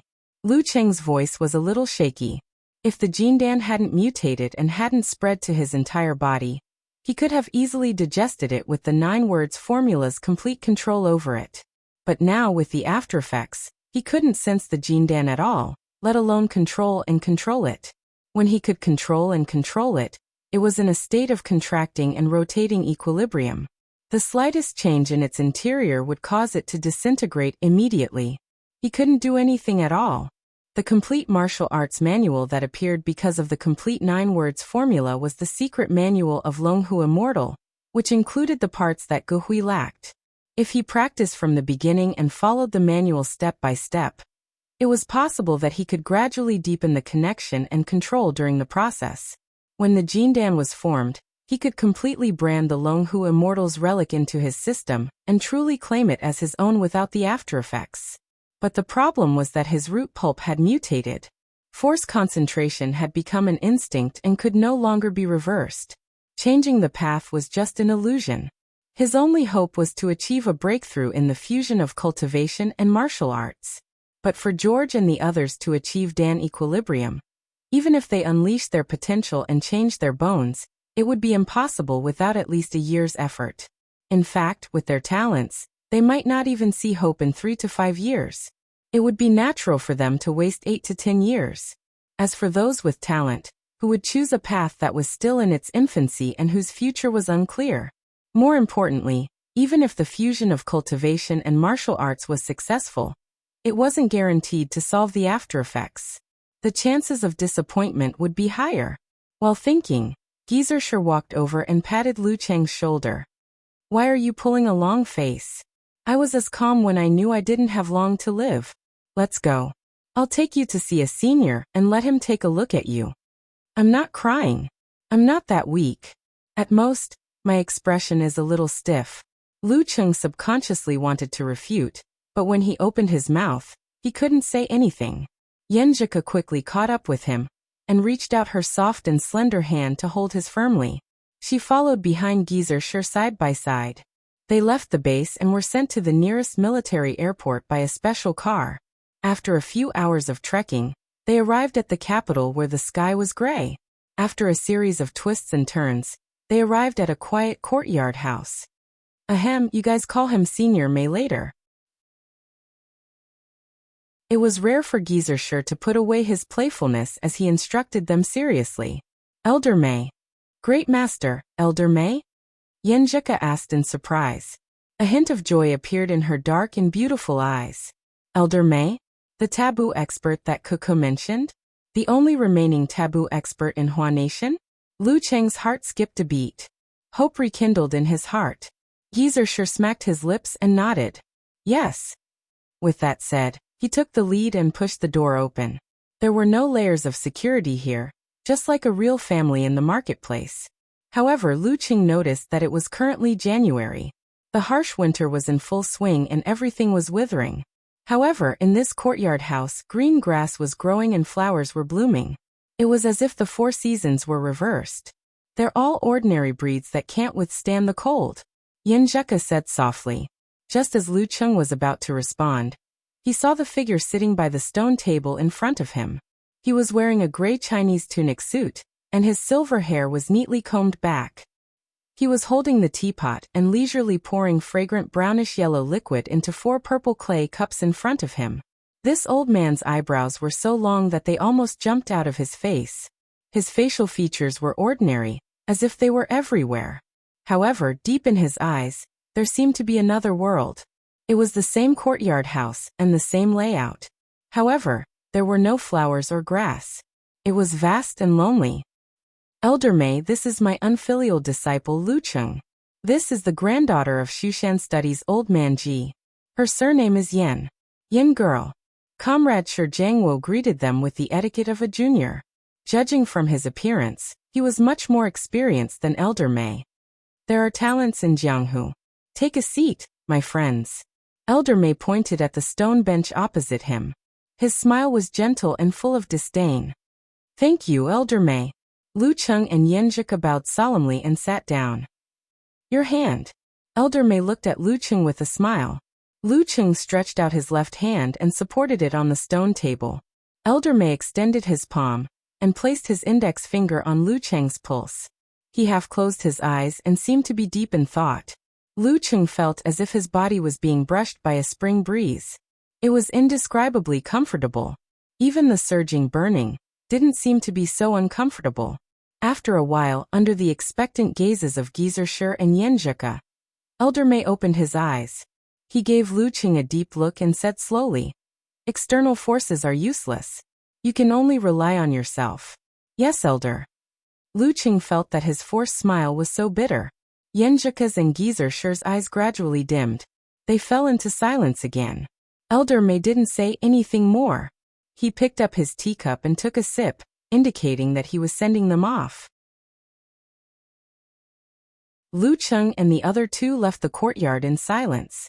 They boarded the car and let the driver drive forward aimlessly.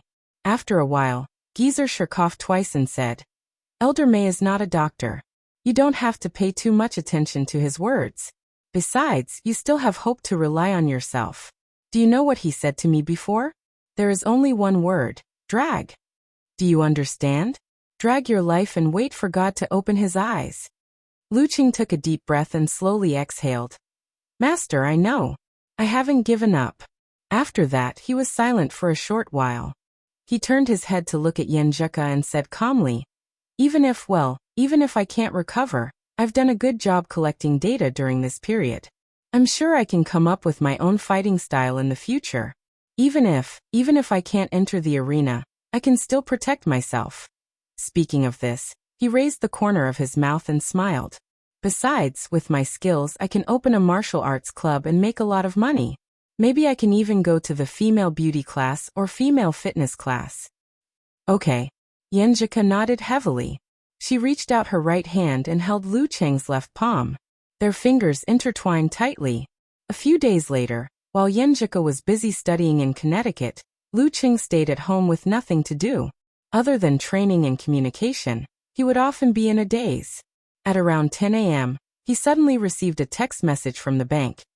Your savings card account ending with XXXX received 120,000,000 yuan at 10:25 a.m. On January 15th. Current balance is 816,2328. 65 yuan. This was the monthly salary given by Longhu Club.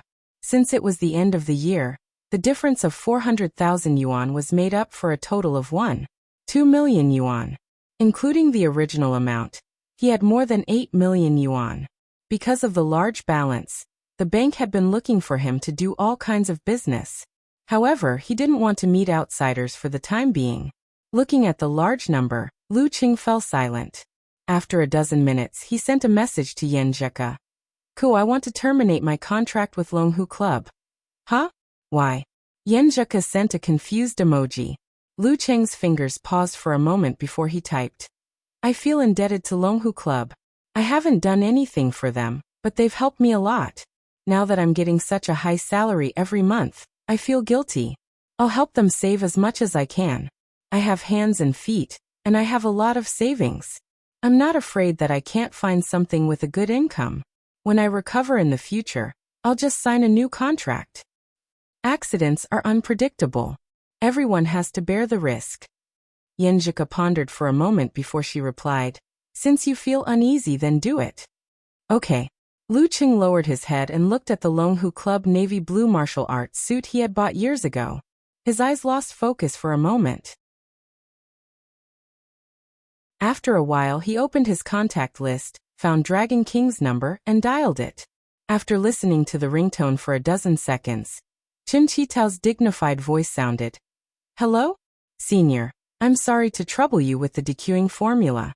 I'll always remember it, and am very grateful. Lu Qing expressed his gratitude first. Don't mention it. Dragon King replied calmly. Lu Qing looked at the blue sky and white clouds outside the window. Senior, I'd like to terminate my contract with Longhu. Why? The Dragon King asked concisely. I don't know when I'll recover. I've been taking Longhu's money for nothing. I feel guilty and burdened. Lu Qing was afraid that Dragon King would reject him, so he had already thought of an excuse. I want to fight for that glimmer of hope in my best condition. You're not insulting the word martial artist. Qin Qitao gave a short comment. Let your lawyer contact the club. Without waiting for Lu Qing to reply, he said sternly. Take what you took as compensation. Don't consider returning it. You can sign the contract when you recover. This wasn't a question, but a confirmation. Yes, senior. Lu Qing felt a little relieved. 3 days later, on a Monday night, Yan Zheka was sorting out reports and chatting with Lu Qing. Suddenly, she received a message from Li Liantong. What's wrong with your husband? His Weibo is exploding. What's going on? Yan Zheka was at a loss. She opened the app and scrolled through it. She found hot news related to Lu Qing one after another. Breaking news. Insiders of the Martial Artist Association have confirmed that Longhu Club has terminated their contract with Lu Qing. Why did Longhu terminate its contract with Lu Qing? The fall of a heavenly son of the generation? Lu Qing's problem is more serious than expected. Is it a serious injury that can't be healed, or he has no more potential? Rising like a meteor and falling like a meteor. Longhu Club's Foreign Affairs Department replied that it was not convenient to say more. They only revealed that it was Lu Qing who initiated the termination, and that he didn't want to take advantage of Longhu. The news exploded and shocked the world. No one expected things to deteriorate to this extent. At this moment, Lu Qing also received many greetings from friends and harassing calls from reporters. He found out that the news was spreading. He subconsciously opened his own forum and saw that it was in a state of panic. What should I do? I'm panicking. Little Changya, ask your senior sister what happened to our idol. 55555. Senior sister didn't reply to me. How did this happen? How did this happen? What happened? Lu Cheng's injury is so serious? He can't even stay in the reserve team? Concern, worry, surprise, sadness, and other emotions were expressed through the text. Lu Cheng stared blankly until he received an overseas call from Yanjika. Cheng, don't mind those reporters. They like to scare people and want to see the world in chaos. The girl hurriedly comforted him. Lu Cheng clenched his right fist and patted his mouth. Cuckoo, I know. Don't worry. He took a deep breath and said, I'm going to post on Weibo and give everyone an explanation. No need. Yanjika hurriedly stopped him. To tear open his wound, show everyone the bloody scene, throw away his pride, and admit that he was weak. How cruel was that to Cheng? She thought quickly and looked up. I'll tell Ling in private. You don't have to explain. Lu Qing shook his head and said in a deep voice, I can see that they really like me. At this time, I don't want to let them down. I don't want to not give them an explanation. This may be the only thing I can do for them now. Feeling that Cheng was determined, Yanjika fell silent. All right then be a little more tactful. Okay. Lu Qing hung up the phone and opened Weibo. He lowered his eyes and typed, deleted, and typed again in the blank box. A few minutes later, everyone saw his reply. Although I don't want to admit it, I have to. Maybe I won't be back for a long time.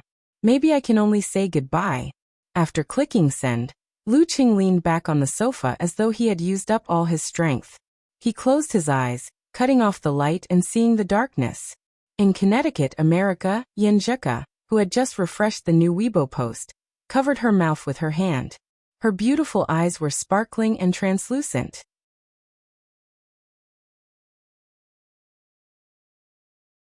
Chapter 578. Lying on the bed, Yan Xiaoling was busy switching between forums and Weibo. She didn't want to see any negative news, but she didn't want to miss any optimistic speculations either. Until she saw Lu Cheng's post. She was stunned. Her vision blurred.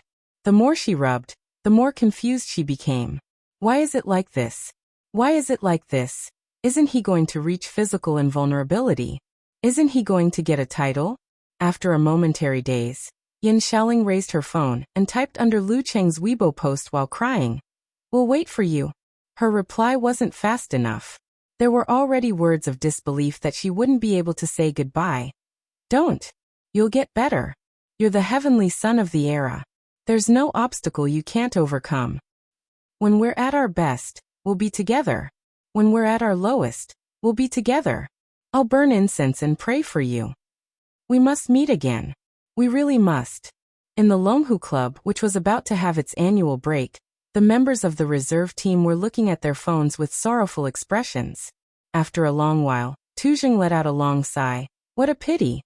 At this moment, Lu Cheng's phone was bombarded with all sorts of messages. Everyone had a tacit understanding not to call him. Instead, they used a gentler and more tactful method. Kai Zoming said, seriously, we can consider forming a martial arts crosstalk group. Alright, this is the real deal. I've made a prediction. You're not going to die yet. You'll definitely find a way to recover. Please trust a man's intuition.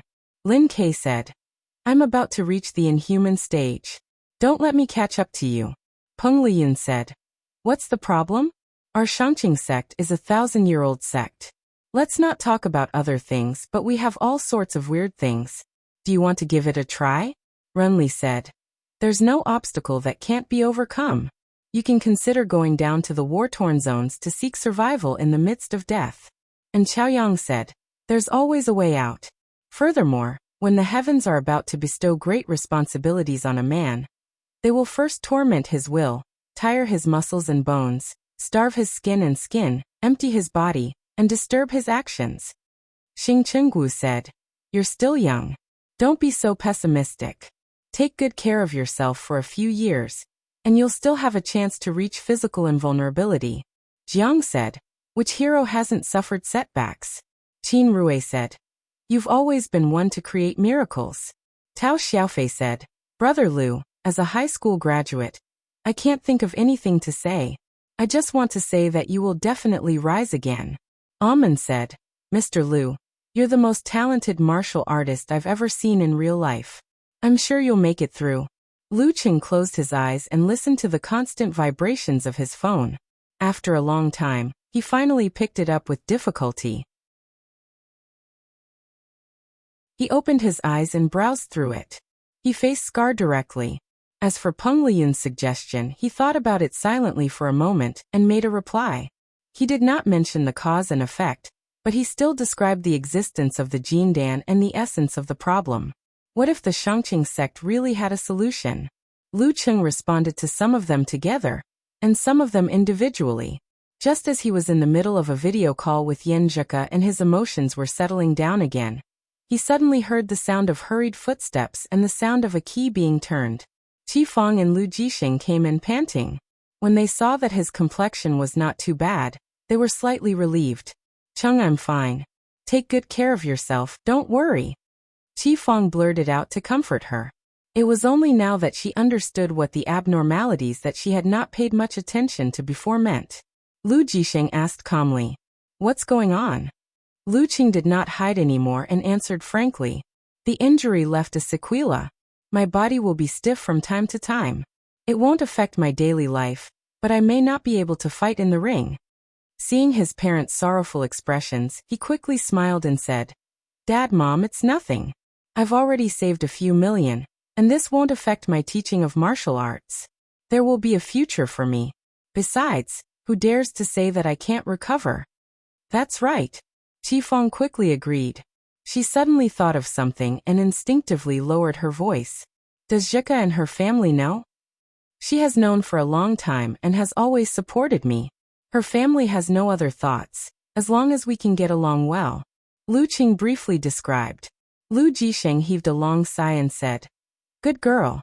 As Lu Cheng's performance was normal and only a little gloomy, most of their worries were relieved. The next morning, Lu Qing returned from training in the People's Park at Sanli Pavilion. He was sweating as he ran. Every 48 to 53 steps, he would experience a pause. When he passed by the old residential area, he suddenly heard someone mention his name in front of him. "Did you hear? Old Lu's son Cheng is in trouble. You also know? Seems like he was injured by someone. There are some sequelae, just like epilepsy." "Epilepsy? That's really bad. How will he live in the future?" Sai, Old Lu and Qifeng are also suffering. They have endured and worked hard for half of their lives. Just when their son was about to be successful and enjoy life, something like this happened. Sai. The chattering aunties glanced around with the corner of their eyes. Suddenly, their faces froze and their words stopped abruptly. They stuttered to the side and greeted. "Cheng Cheng." Lu Qing smiled and nodded. "Hello, Auntie Zhu, Auntie Li." He simply greeted them and exchanged a few words without any change in his emotions. Then he passed by and jogged into the distance. Sometimes he would pause, and sometimes he would not hide, leaving behind sighs. To him, he could already predict what others would say behind his back and could not stop it. The only thing he was thankful for was that he bought a new house in advance and moved to an unfamiliar residential area. No one knew each other, so his father and mother could avoid most of the heartache. Because of the similar atmosphere and the constant concern between relatives, Lu Jisheng and Qifeng were fully in favor of their son going to Connecticut for Chinese New Year. The plane took off and rushed into the blue sky. Lu Qing looked out of the window and was lost in thought. After Chinese New Year, at the beginning of February, in the Martial Arts Club of Connecticut University, Lu Qing paced with his hands behind his back, patrolling George and the others who were sitting cross-legged in the 5 hearts to the sky. Occasionally, he would stop and put his hand on their shoulders to listen to their movements to see if they were normal. He wanted to rely on the combination of cultivation and martial arts to solve the sequelae, but he could not find a direction and could not boldly try it himself. He could only hope that the students who were cultivating from the beginning could provide him with inspiration and find a way. He was already at a high level, so there was no way to go back. After a while, Lu Qing nodded lightly and clapped his hands, indicating that today's meditation was over. Next would be martial arts and combat training. In this aspect, George, Colleen, and Wilton could already be considered half a coach, so he did not need to do too much. After class, he checked the students' bodies using listening again, but did not find any changes that could benefit him. "I'm done with class." Yenjika sent a message. Lu Qing calmed himself down and replied with a smile. "I'll come and pick you up right away." George and Wilton were considered truants. They knew about Lu Cheng's situation but were not sure. Seeing that their coach was acting normal, they did not ask further. After leaving the martial arts club, Lu Qing walked towards the teaching building. After a few steps, he felt a chill and lost all feeling in his left leg. He froze on the spot. He pulled hard on his crotch, pulled up his leg, and limped forward with great difficulty. After 2 steps, he suddenly stopped. His face tightened, he clenched his teeth, clenched his fists, and punched the empty space beside him twice. Bam! Bam! Yenjika stood in the shadows of the cloister, watching this scene from afar. Her eyes were filled with sadness. After a few seconds, seeing that Lu Cheng had calmed down, she took a deep breath and smiled like a blooming flower. She quickly walked up to him. Seeing his little fairy, Lu Cheng put on a smile and gently reached out to hold her hand. "Let's go, big sister will treat you to hot pot today." The girl waved her other hand. "Wait until big sister makes up for her congenital deficiency. Then she will walk the path of martial arts and cultivation in Dan equilibrium for your reference." "Sure," Lu Cheng replied with a smile. Time flew. In the blink of an eye, it was the end of February. The weather was getting warmer. Lu Cheng tried the Shangqing sex method, but to no avail. He began to sweat on the lawn. Bam! Bam! He swung his right fist continuously. Every punch was filled with white mist and frosty frost. When he was about to throw the third punch, he used the all-seeing God, realm to retract his chi and blood at the right time. He held the chill, force, and spirit that had just surged up but had yet to take effect in his lower abdomen. Bam! His right arm no longer seemed to belong to him. Instead, it had turned into an ice whip. Under the shaking and pulling of his shoulder, he lashed out viciously. Although the posture was awkward, the power was not weak. Bam! Bam! Lu Cheng's left fist punched continuously. It was covered by a fiery glove that turned from red to white.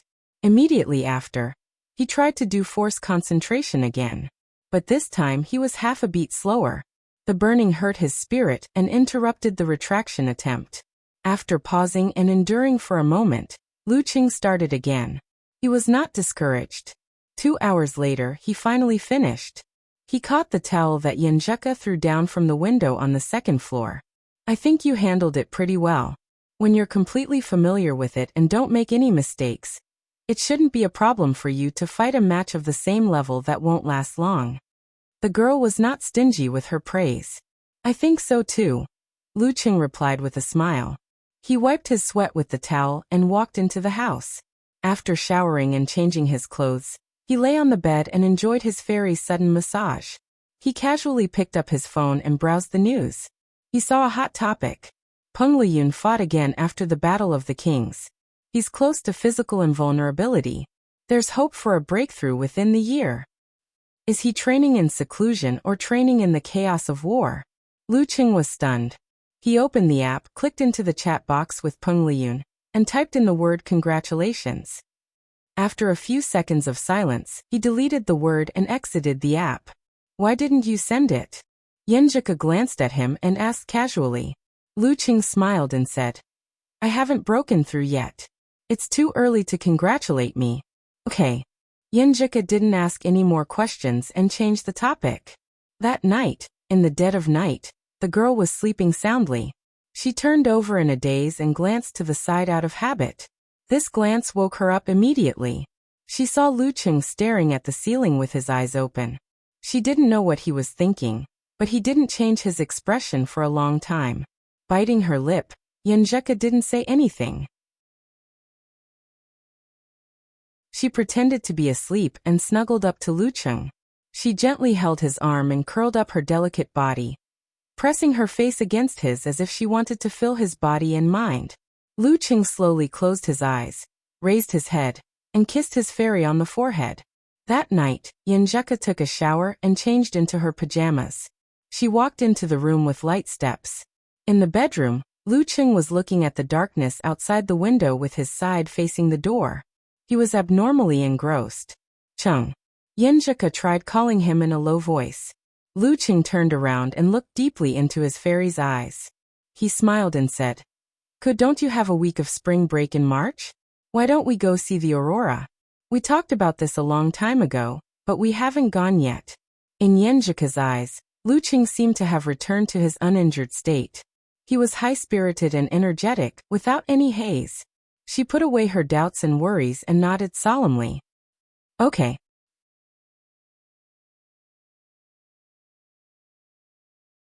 Chapter 579. In the middle of March, the northernmost state of the United States was still covered in thick white, and the forest was covered in silver. Lu Cheng and Yenjika sat on the sleigh, the wind raging in their ears. Their surroundings were clean and white, and they were running freely in the vast world. In front of them, a group of specially trained dogs were running quickly, giving off a cheerful atmosphere. When he stopped, Yenjika, who was wearing a cute plush hat, was dressed in white, and had a beautiful face, said with a smile in her eyes, "So cute. But I like huskies more." Huskies? Luqing didn't dare to compliment his little fairy's taste. He muttered, "Stupid, stupid and dumb." Hearing him slander huskies, Yenjika couldn't help but laugh out loud with her gloves covering her mouth. "What's wrong?" Luqing was confused. The girl's eyes turned and looked at him with a faint smile. She emphasized each word, "Stupid, stupid and dumb, yeah." After that, she let out a crisp laugh again, which made Luqing stunned. He opened his mouth and asked, "Can you tell me what the joke is?" "Nothing. You're thinking too much." Yenjika replied with a serious expression and changed the topic. "We've been here for a few days. Why haven't we seen the aurora yet? Didn't they say that if we try for 3 consecutive nights, we have a 90% chance of seeing it?" She pouted and said with grievance, "Are we the pitiful 10% of the children?" "No, we've only tried for 2 nights. Luqing held his little fairy and walked with her on the way back. Although the couple had been here for almost 5 days and rented a cabin at the observation point, they didn't go there at first because of the bad weather. They waited until the weather improved before they tried again. "Yeah, do you think we'll see it tonight?" Yenjika asked for confirmation. Luqing smiled and said, "I signed up for a tour group. A driver will take us to the most likely place to see it. He's a local and has led many tour groups before. He's familiar with the place. And the weather forecast doesn't have bad news." "When did you sign up?" Yenjika's dark and beautiful eyes were full of adorableness. "I'm someone who has made guides before. After failing to see the aurora twice in a row, I started to think of other ways." "Oh right, didn't I mention this to you before? Why do you look so lost?" Luqing laughed and asked. "I was having so much fun that I forgot." Yes, that must be it." Yenjika beamed like the most beautiful scenery in the boundless snow. When Luqing turned his head and looked ahead, her expression gradually changed. She seemed to be worried about him, and didn't dare to indulge in her emotions. At night in the minibus, Luqing and Yenjika found a place close to each other, and chatted in low voices while waiting for the rest of the group to gather. This was a city, so there was still signal. The couple was holding their phones, which were covered in thermal clothes, and browsing interesting things from time to time. Out of habit, Yenjika clicked into Luqing's fan forum. She was sad and melancholy to see that the forum had become deserted. Ever since Chung posted that Weibo in January, the forum had been bustling with activity for more than 10 days. Some were praying for blessings, some were cheering, some were provoking, and some were making counterattacks. There were so many kinds of posts. When it came to the Chinese New Year, everyone became busy. Without the support of passion, the forum, which lacked new content and expectations, gradually lost its popularity. The number of posters and replies decreased day by day. Some persisted for a week, some persisted for a month. Most people had more than one hobby. After a while, the attention on the forum decreased. "I don't know what to post except for signing in and praying." Eternal Nightfall emoji. Yen Xiaoling lowered her head and sighed. "Little Nightfall, what are you worried about?" Clenching and dancing expression. Brahman said. "It was just the 2 of us back then. Wasn't it very fulfilling? But at that time, I was full of hope. Now I'm sad." "Wah." Yen Xiaoling burst into tears. "I'm sad too. I don't know how many times I've cried." Brahman said. "Sai Chaozi, just play dumb. Entertain everyone and raise their hopes." Unparalleled Dragon King replied with a Nike mouth emoji. Yenjika continued to browse. Compared to yesterday, the number of new posts was less than 2/3 of the main page. She pursed her lips and silently exited the forum. She didn't share this matter with Luqing. While she was fiddling with the digital camera in the various thermal devices, the last few members of the group arrived. The driver and the cameraman said a few words and started the journey. There was no aurora in one place. There were 2 places where they still couldn't see it. After changing to a few suitable places for observation, the driver stopped and said apologetically, "Ladies and gentlemen, the clouds tonight are thicker than expected. I'm sorry to disappoint you. Tomorrow at the same time, we'll meet at the same place. No extra payment. This is my compensation for tonight. It takes fate to see the aurora. Someone sighed and didn't blame the driver. Lu Cheng and Yenjika looked at each other and smiled bitterly. After returning to the city and getting off the bus, a cold wind blew, piercing into their bones. It's really 10% now. Yenjika pouted. She wrapped herself up like a cute bear with a scarf around her neck and a mask covering her face. There are 2 more days. Don't worry. Lu Cheng comforted her. Just then he remembered the weather forecast he had checked. A thought flashed through his mind. It seems to be getting better at midnight. Why don't we drive to the cabin and wait there? Yenjika looked up, her eyes clear. She pondered for a few seconds and said, "Okay." Even if they still couldn't see it, it was still a good memory to share with Chung. The road was slippery and the wind was howling. Yenjika drove carefully and finally arrived at the observation camp safely. She stayed in the cabin. Warmth filled the air. They snuggled in the chair and looked out of the window. They chatted casually and waited for the time to come. Seeing that the sky was getting darker and it was getting late, Yenjika stretched herself and said to Lu Cheng, "We're not waiting. We'll try again tomorrow night. You're the one who needs to train in the morning." "Okay." Lu Cheng exhaled and stood up. Just as they were about to turn their heads, they caught a glimpse of magical green from the corner of their eyes. It was burning in the sky, twisting and swaying faintly. Aurora. Lu Cheng and Yenjika looked at each other with joy in their eyes. Without thinking, they held hands, pushed open the door, and rushed out to a wider and more open place. They ran and stopped. After an unknown amount of time, all they could see was the vast and boundless cold sky and the brilliant aurora that didn't seem to exist in reality. It was dreamy, magnificent, magical, beautiful, swaying, burning, majestic, beautiful, swaying, burning, majestic, and vast. Lu Cheng and Yenjika felt that they were so insignificant in front of the majestic and fantastical scene of the natural world. They felt that their daily troubles were so insignificant. Their bodies and minds settled down and were not stained with dust. It was as if the word confrontation was written on them. "It's so beautiful," the girl exclaimed softly. Lu Cheng came back to his senses, took out his digital camera, and took a picture of this natural dreamscape. After taking a few more pictures, he took a group photo of his little fairy and the scene of the heavenly court. Then he extended his arm and engraved their heads together under the brilliant aurora. At the end, Yenjika sighed with satisfaction. "We're pretty lucky." As she spoke, she looked towards the campsite and blurted out in shock, "We ran that far?" Lu Cheng followed her gaze and chuckled in agreement. "Yeah," unknowingly. His eyes twinkled. He turned around, squatted down, and said with a smile, Come, I'll carry you back." "It's okay, I'm not tired." Yenjika shook her head in surprise.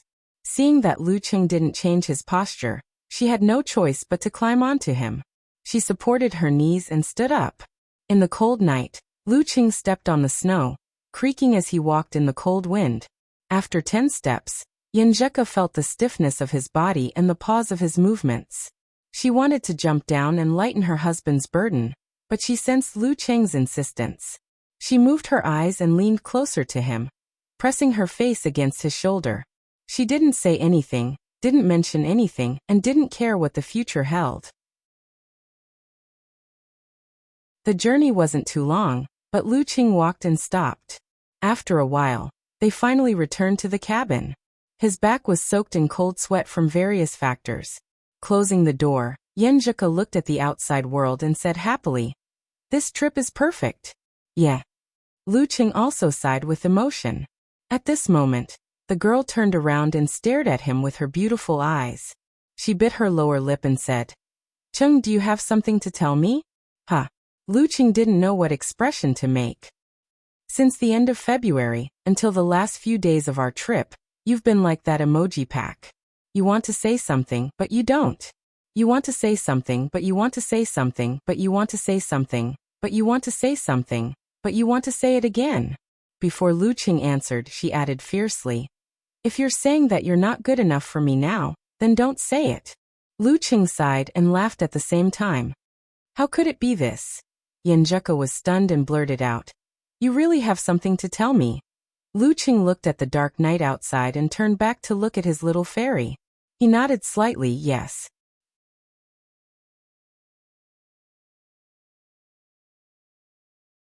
Chapter 580. Yenjika felt that the lights in the wooden hut had dimmed significantly. She pursed her lips and said, "You're not thinking of risking your life in the war-torn zones, are you? How is that possible? Going to the war-torn zones in my current state isn't a risk, it's a suicide mission." Luqing shook his head with a faint smile. Yenjika was confused and perplexed. She bit her pink lips with her pearly white teeth and said, "Then what do you want to tell me?" Luqing was silent for a few seconds before he said, "I want to ask your grandpa and grandma for a favor." Yenjika was confused. "What's so difficult about it? You can tell me whenever you want." Luqing gave a wry smile and said slowly in a low voice, Actually, after understanding the nature of the sequela, I knew there was a way to solve this problem." Yenjika's dark eyes widened. She blurted out, "What is it?" Luqing lowered his head and looked at his feet. He smiled and looked up again.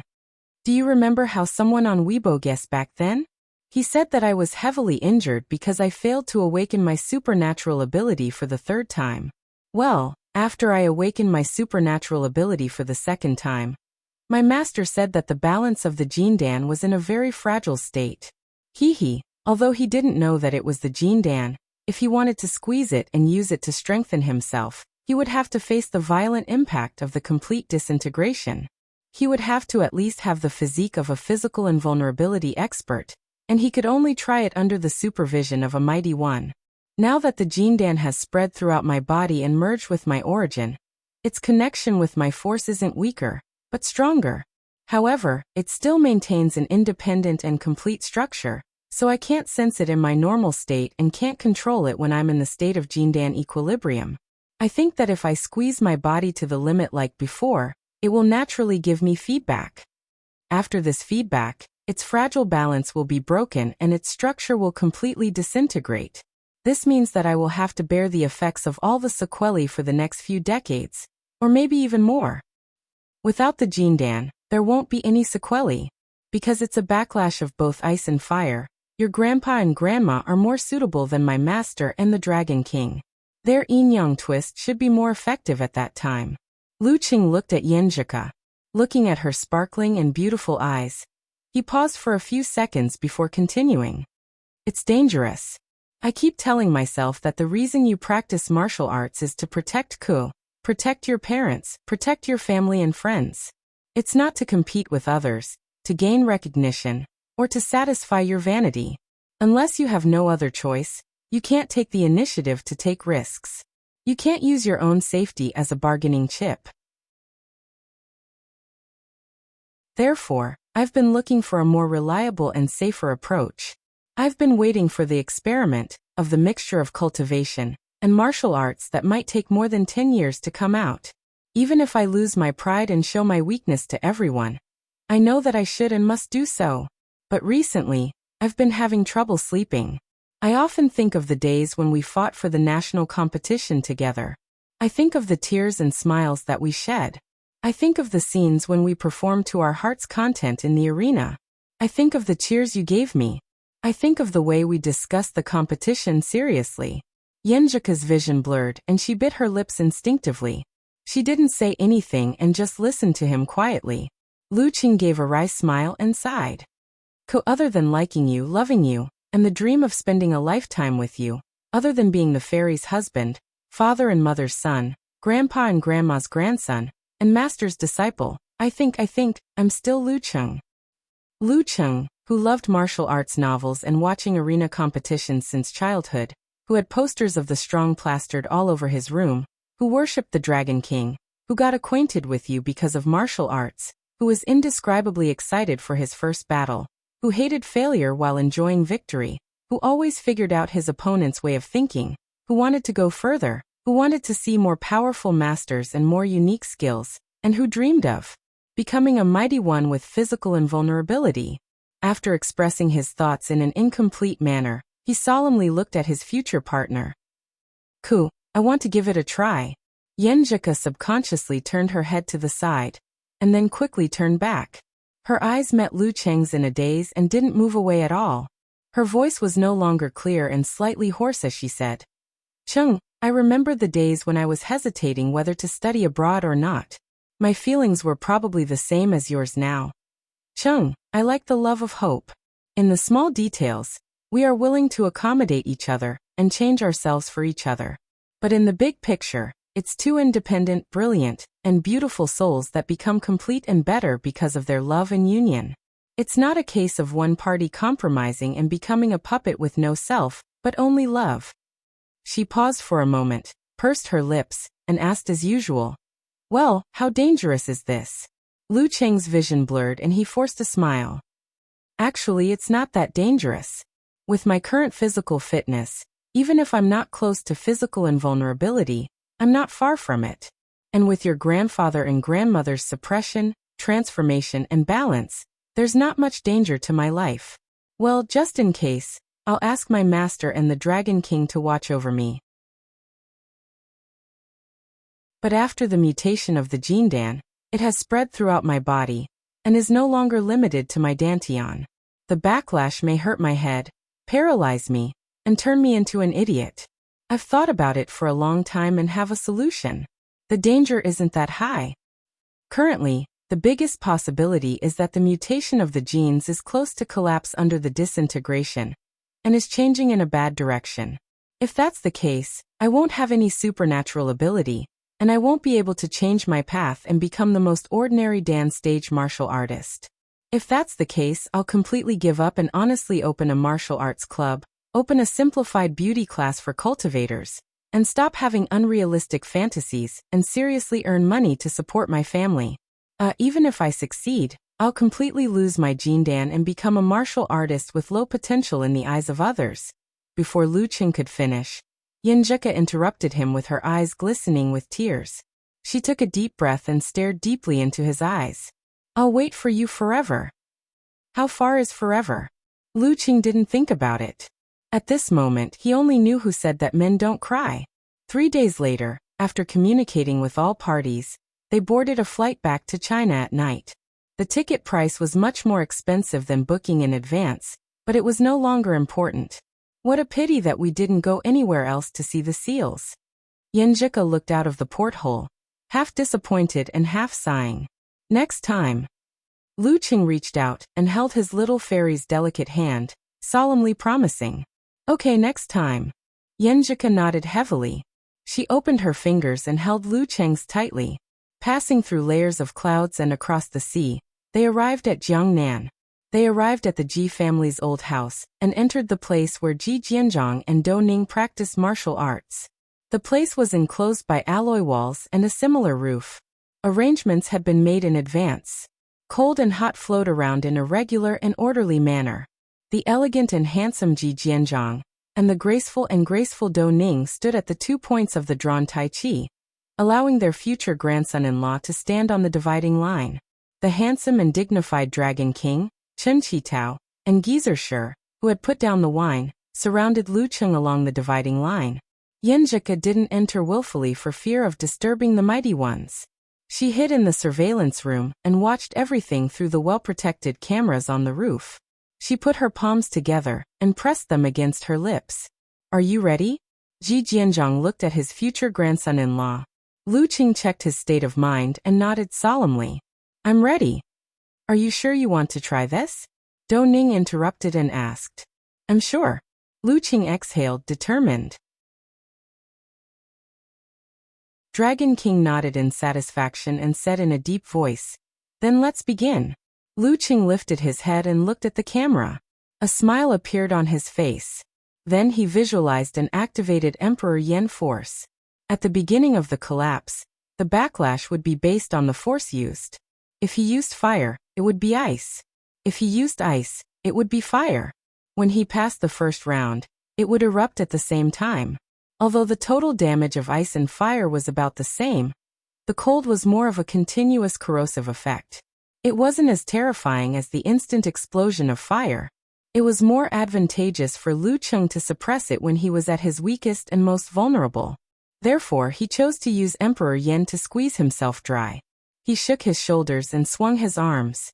His fist was covered in flames and he punched forward heavily. Bam! He seemed to have returned to his young self when he first entered the arena. Bam! Another heavy punch and another burst of flames. Lu Cheng seemed to see the him who persisted in his morning training. Bam! He punched the air. That was the him who listened to Ku's cheers and burned to his heart's content. Bam! Bam! Bam! The crimson light kept flashing. That was the him who relied on preparation, analysis, surprise, and improvisation to create miracles step by step. He made it to the top 8 of the Warrior Sage Challenge tournament. That was the him who did his best to defeat strong opponents and won the provincial championship trophy in ecstasy. That was the him who bore the pressure of Lin Kei's heavy injuries and finally lived up to his expectations. After an unknown period of time, Lu Cheng started to pant. He endured the backlash of the burn and squeezed himself desperately. Bam! Bam! Bam! The surroundings became hot. That was the him who eliminated the hidden dangers and protected Ku. That was the him who improved his parents' living conditions because of martial arts to earn money. That was the him who became mature, steady, and confident through martial arts practice. That was the him who dreamed of the peak and the future. Phew! Lu Cheng's body was empty and he kept panting. He felt his fire force dry up and vaguely connected to the source. At this moment his vision wavered. He seemed to see the him who struggled in pain. He saw the him who went from hope to despair time and time again. He saw the reality of the sea that swallowed all his pride. It was as if someone was asking in his ears, "Are you willing? Are you willing to give up like this? Are you willing to guard the martial arts club and teach your disciples for the rest of your life? Are you willing to tell Ku and your children, if it weren't for me? Are you willing to be looked at with pity all the time? Are you willing to let Ku and our parents feel sorry for you but don't dare to say it? Are you willing to live a normal life most of the time with a smile on your face, but at some point in time, you suddenly feel sorrow in your heart and pain in your bones? Are you willing?" "No." Lu Cheng gave his answer with a roar. He punched forward with an unyielding fist. Bam! He clenched his fist and punched the air. Huge flames soared and lit up the entire training ground. The alloy walls shook and half of the cameras were destroyed. Something in Lu Cheng's body seemed to have broken. A terrifying and turbulent cold wave appeared clearly. His consciousness looked down at himself from above. Gritting his teeth, he endured the pain and contracted his body. "You dare to climb the mountain of swords and step on the fire. For love and for me."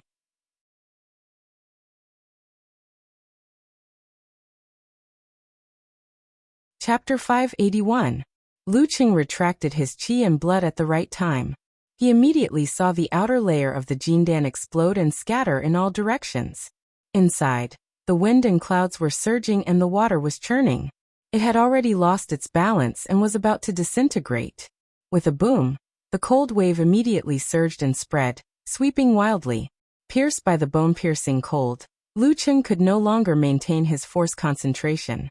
He watched helplessly as his Dan force collapsed and his spirit returned to its original position. He watched helplessly as his blood vessels froze from his abdomen. The rusty liquid that carried the scent of rust froze in an instant. It was scarlet and cold. Inch by inch, it reached his intestines and heart. Thump! Thump! Thump! Lu Cheng's heart contracted and expanded violently, releasing warm blood and bursting with a stream of fire from every part of his body. It was trying its best to fight against the coldness of the 10,000 paths. Its loud sound was like the beating of a drum, reverberating around the training ground. Fortunately, it was in the torso. If it was in the head, it would leave behind irreversible damage. Lu Cheng's solution to the Jindan spreading throughout his body and the possible impact on his brain was to use the realm of encountering gods in the void to seize the opportunity and retract his qi and blood, shifting the main battlefield to his abdomen. After the eruption of the Dan qi, the deadly cold spread rapidly to every part of Lu Cheng's body as his blood flowed. It was about to cross his neck, turn his spine and enter his head. At this moment, Lu Cheng felt a weight on his shoulder. Heat flowed in and white frost flowed out, forming a balance between the internal and external. The blood in his head was only slightly cold. Ji Jianzhong and Dou Ning were at the two origin points of the yin-yang Tai Chi diagram, each holding a 3-foot-long sword. Stirring the magnetic field, they slowly rotated, alternating between light and dark, enveloping Lu Cheng, whose face was frighteningly pale. The coldness was extracted, and the warmth was transmitted. Lu Cheng's body stabilized the situation. The flowing hot blood began to melt the frost and recover the lost ground. If the third supernatural ability awakening was only at this level, he felt that he could attempt it as long as he was at the inhuman stage before the Jindan spread. He had a high chance of success. Unfortunately, the nebula had mutated. Unfortunately, the main event was the subsequent disintegration. At this very moment, the crystalline and crimson red that had lost their independent structure did not spread out anymore.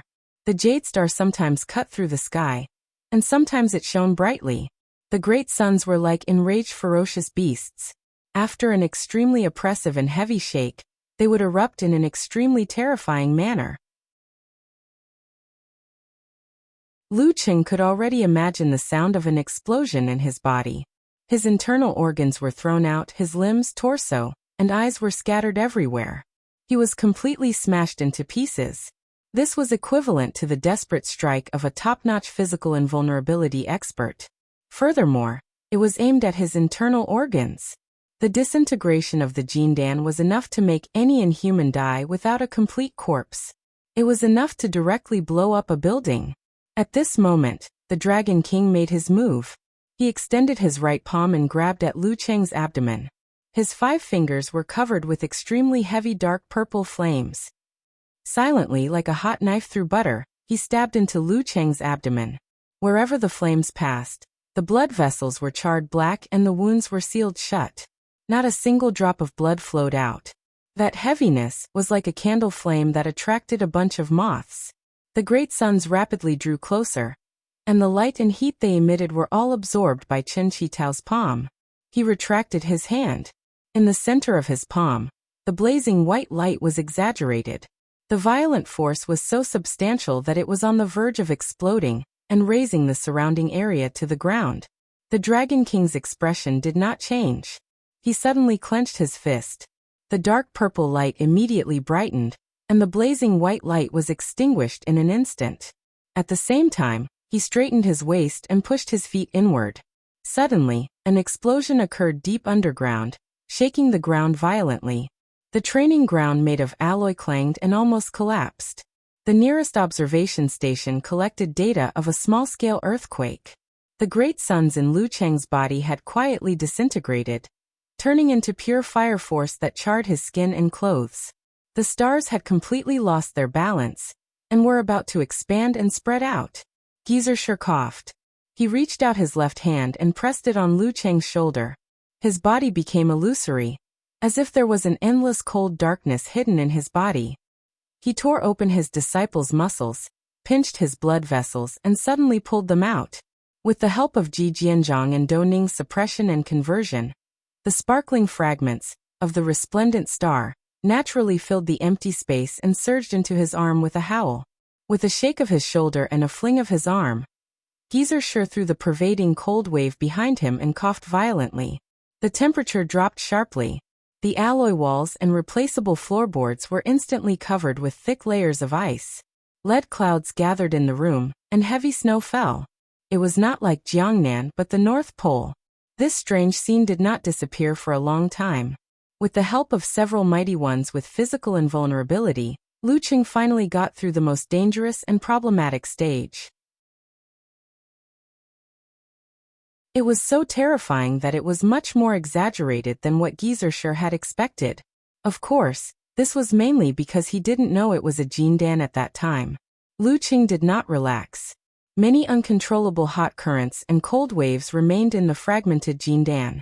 They swept through his body, sometimes charring his blood vessels, sometimes freezing his body fluids, causing damage to his internal organs and other relatively fragile organs. The problem of internal bleeding occurred one after another. Enduring the unimaginable pain, Lu Cheng couldn't control his body at all. He felt as if he had become a glass doll, and cracks appeared in the tiniest places, connecting and intertwining little by little. Light and darkness intersected, and yin and yang changed. Ji Jianzhang and Dou Ning's foreheads were soaked with sweat as they operated their swordsmanship to help their grandson-in-law straighten out the ice and fire. They smoothed out the turbulent backfire and traction, and released it slowly without causing a flood-like impact. These were already closely connected to Lu Cheng's body. They couldn't do more. Next, it all depended on whether Lu Cheng could hold on until the end. In the monitoring room, Yanjeka seemed to have turned into a statue. Her hands pressed against her lips didn't move at all, but the bulging blue veins were completely different from before. The pain was so intense that Lu Cheng wanted to faint, but he persisted in examining his body. He bit his lips so hard that blood flowed out, sometimes turning into ice, sometimes evaporating. His fine parts were changing little by little as the ice and fire swept through. The mutation that would have taken days to complete was happening in a short period of time. The injuries to his internal organs were getting worse and worse. Lu Cheng felt as if he was about to lose control of his body. If this went on, it was very likely that his genes would collapse, and he would be better off dead. Even if it wasn't that serious, there was a high probability that his supernatural abilities would be erased due to the mutation of his root pulp. No, I have to do something. Amid the piercing pain, Lu Cheng pulled his consciousness out little by little, allowing it to climb 3 feet above his head bit by bit. For cuz, I'll wait for you forever. For Dad and Mom not to be sad and in pain. For my pride and dreams. Lu Cheng screamed madly in his heart. His eyes were wide open and bloodshot. In the extreme pain that exceeded his limits, he finally felt as if his consciousness had left his body and was looking down at it. All-seeing God above his head. In the chaos of his body, Lu Cheng couldn't control the fine details. However, he gritted his teeth and circulated his qi and blood in a way that balanced the rotation. The cold contained the scorching heat, and the light illuminated the darkness. The ice and fire rotated and intertwined in a delicate balance, as though they were forming a universe that corresponded to the yin-yang taiji diagram in the outside world. Under Ji Jianzhang and Dou Ning's guidance, the initial difficulty and sluggishness gradually became smoother and smoother. The sweeping was much gentler, and the changes were much slower. The burden on Lu Cheng's body lessened, and he finally made it through the terrifying stage of relying on himself. Without a source, the power of the backlash grew weaker and more tamed. Lu Cheng's pain had become numb due to the lack of support. This allowed him to gradually regain control of the fine details. He wriggled his flesh and stopped his internal injuries. When the ice and fire weakened to a certain extent, Lu Cheng suddenly visualized the forwarding formula to suppress the negative feelings and return his mind to a peaceful lake. Immediately after, he opened his throat and said hoarsely, "Confrontation. Army. Fighting. Swordsman. Wholeness. Formation. Alignment. Forwarding. Attainment." Ancient words appeared one by one, forming a 3-dimensional seal script. In an instant, the remaining power of the Jin Dan was subdued. They guided the genes and mutated the root pulp to a state close to perfection. Bam! Lu Cheng swung his arms to the side, and threw out the remaining power that he couldn't digest.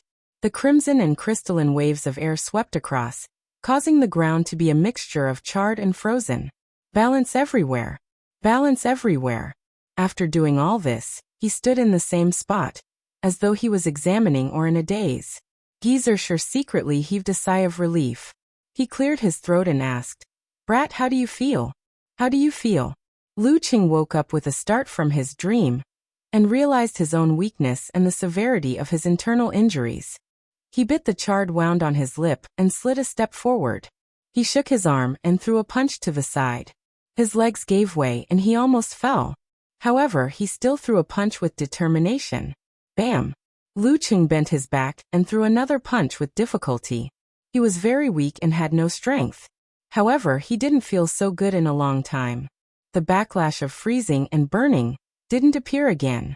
Bam! Bam! Bam! Lu Cheng was like a martial artist struggling on the brink of death. His body was lower and lower, but his eyes were brighter and brighter. Yes, I don't have the Jin Dan. I don't have the greatest reliance in the past.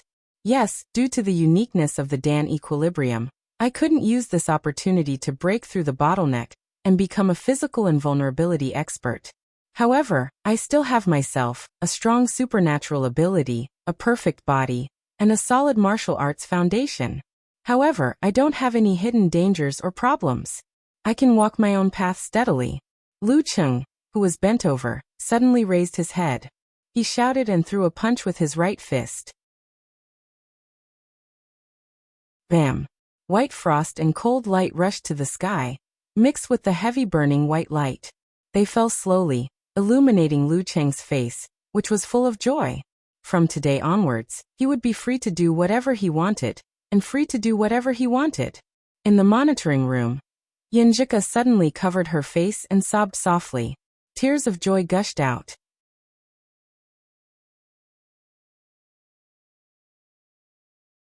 Chapter 582. Wuxia Province, Moshang City, Yambing Mountain, ancestral grounds of the Ice God sect. A strong gust of wind blew through the layers of pine trees. Flowers bloomed brilliantly from time to time. Lu Cheng sat on a chair on the balcony. His eyes reflected the beautiful scenery, but they were unfocused. He seemed to be in a daze leisurely. After a long while he picked up his phone, unlocked the screen, and quickly typed a few words. My internal training of root pulp is close to physical invulnerability. The realm of all-seeing God is also at this level. I'm just short of breaking through the barrier of connecting heaven and earth. Then I'll be able to make the leap. In terms of cultivation, connecting heaven and earth is obtained naturally after the condensation of the Jindan, and the fusion of essence, qi, spirit, and will. It will gradually become stronger as the Jindan matures and grows. On the path of martial arts, it's about connecting one's will and raising one's spirit. Through the normal interaction between the body and the outside world, one can find a way to influence the heaven and earth. The reflection of the surroundings in the ice mirror is a simplified feature. If I want to break through, I have to work on these two aspects at the same time. I have to sort myself out, find common points, and walk the path of physical invulnerability that belongs to Dan equilibrium. After writing this paragraph, Lu Cheng flipped through the previous notes and fell into deep thought again. After breaking the Jindan and removing the hidden dangers, Shi Zhengwo insisted that Yanjika take him away so as not to be an eyesore. However, considering that his root pulp wasn't stable enough and his body hadn't recovered from his injuries, it wasn't convenient for him to travel long distances. Therefore, Shi Zhengwo reluctantly brought him back and left him in the ancestral grounds with a beautiful environment and few people to recuperate. Yanjika accompanied him for a few days until he regained some mobility. Only then did she fly to Connecticut and return to her increasingly busy studies. Lu Cheng planned to recuperate for another week before returning to Xioshan. He would stay at home for 10 to 20 days to accompany his parents before returning to America. He would be far away from attention and focus on his recovery. Of course, after confirming that there were no problems, he immediately called Qi Fang and told her that he was almost fully recovered thanks to the advancement of technology and martial arts. As for his friends, he couldn't inform them one by one, nor could he explain in detail. He simply posted on his WeChat moments and said that his recovery was better than expected. He received countless likes and blessings. Dragon King had allowed him to re-sign with the club. However, he wished to enter Longhu Club only after he had attained physical invulnerability. He wanted to prove that he was worthy of the contract. While recuperating, Lu Cheng didn't slack off. Whenever he was free, he couldn't help but think about his future path, looking for a unique blend of cultivation and martial arts based on himself. For this reason, he changed his habit of not keeping a diary since he was young.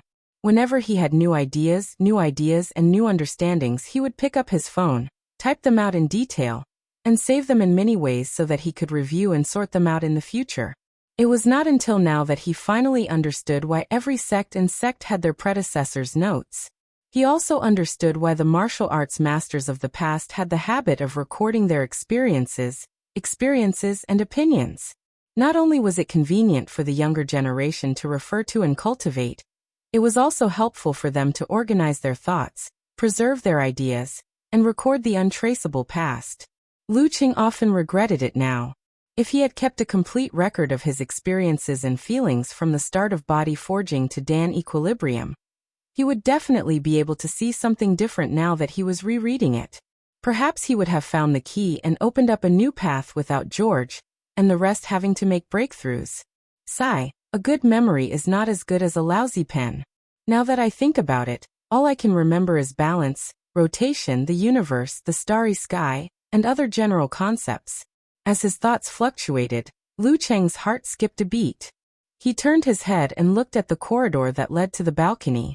He saw a girl in a white t-shirt, jeans, and light-colored running shoes walking over gracefully. Her eyes were misty and filled with love. It was Mo Jingting. Young martial uncle, you seem to be having a good time. She walked over with a faint smile, pulled out a chair, and sat beside him.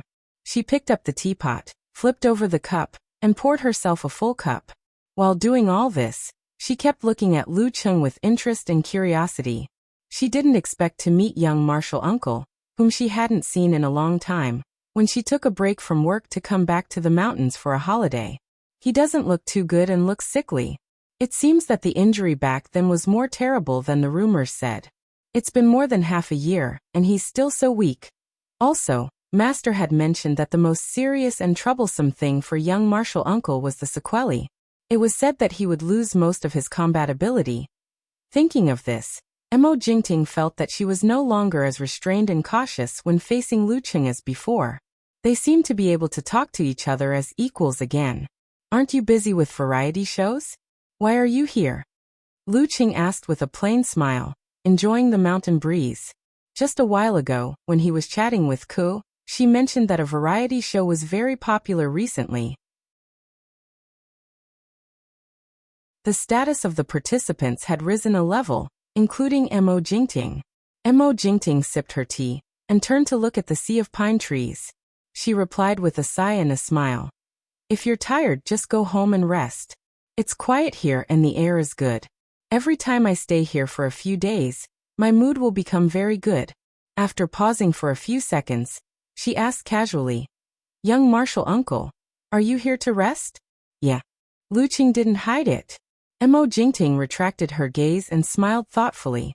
At that time, I had just entered the music industry, and felt that I was full of energy, had a loud voice, and had excellent control of my abdominal cavity and other body parts.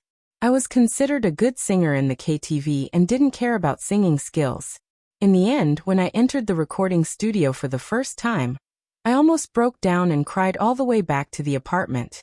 After that, I put down my pride and studied seriously with the instructor for half a year, before I was considered a beginner. From then on, I knew that there's no obstacle that can't be overcome. It all depends on your attitude. Lu Cheng almost laughed and shook his head slowly. You don't have to comfort me in such a roundabout way. I'm fine now. I'm really fine now. Mo Jingting giggled and said, Young martial uncle's mental fortitude is great. She didn't dwell on this topic and suddenly had an idea. She smiled and asked, Young martial uncle, are you interested in doing business? Huh. Lu Cheng was a little unaccustomed to the sudden change in topic. Mo Jingting chuckled and said, You know that there's a big film company in the sect, right? In the past 1 or 2 years, online TV series and movies have been developing very quickly. I plan to start a business with my senior brothers and senior sisters to test the waters in this area. When the time comes, each of us will invest a sum of money and go to the sect fund to raise funds. If it develops well, the sect's film and television company will buy it. If we want to sell it, we can sell it. If we want to keep a certain amount of shares, we can keep a certain amount of shares. We're all family, so it's easy to talk to each other.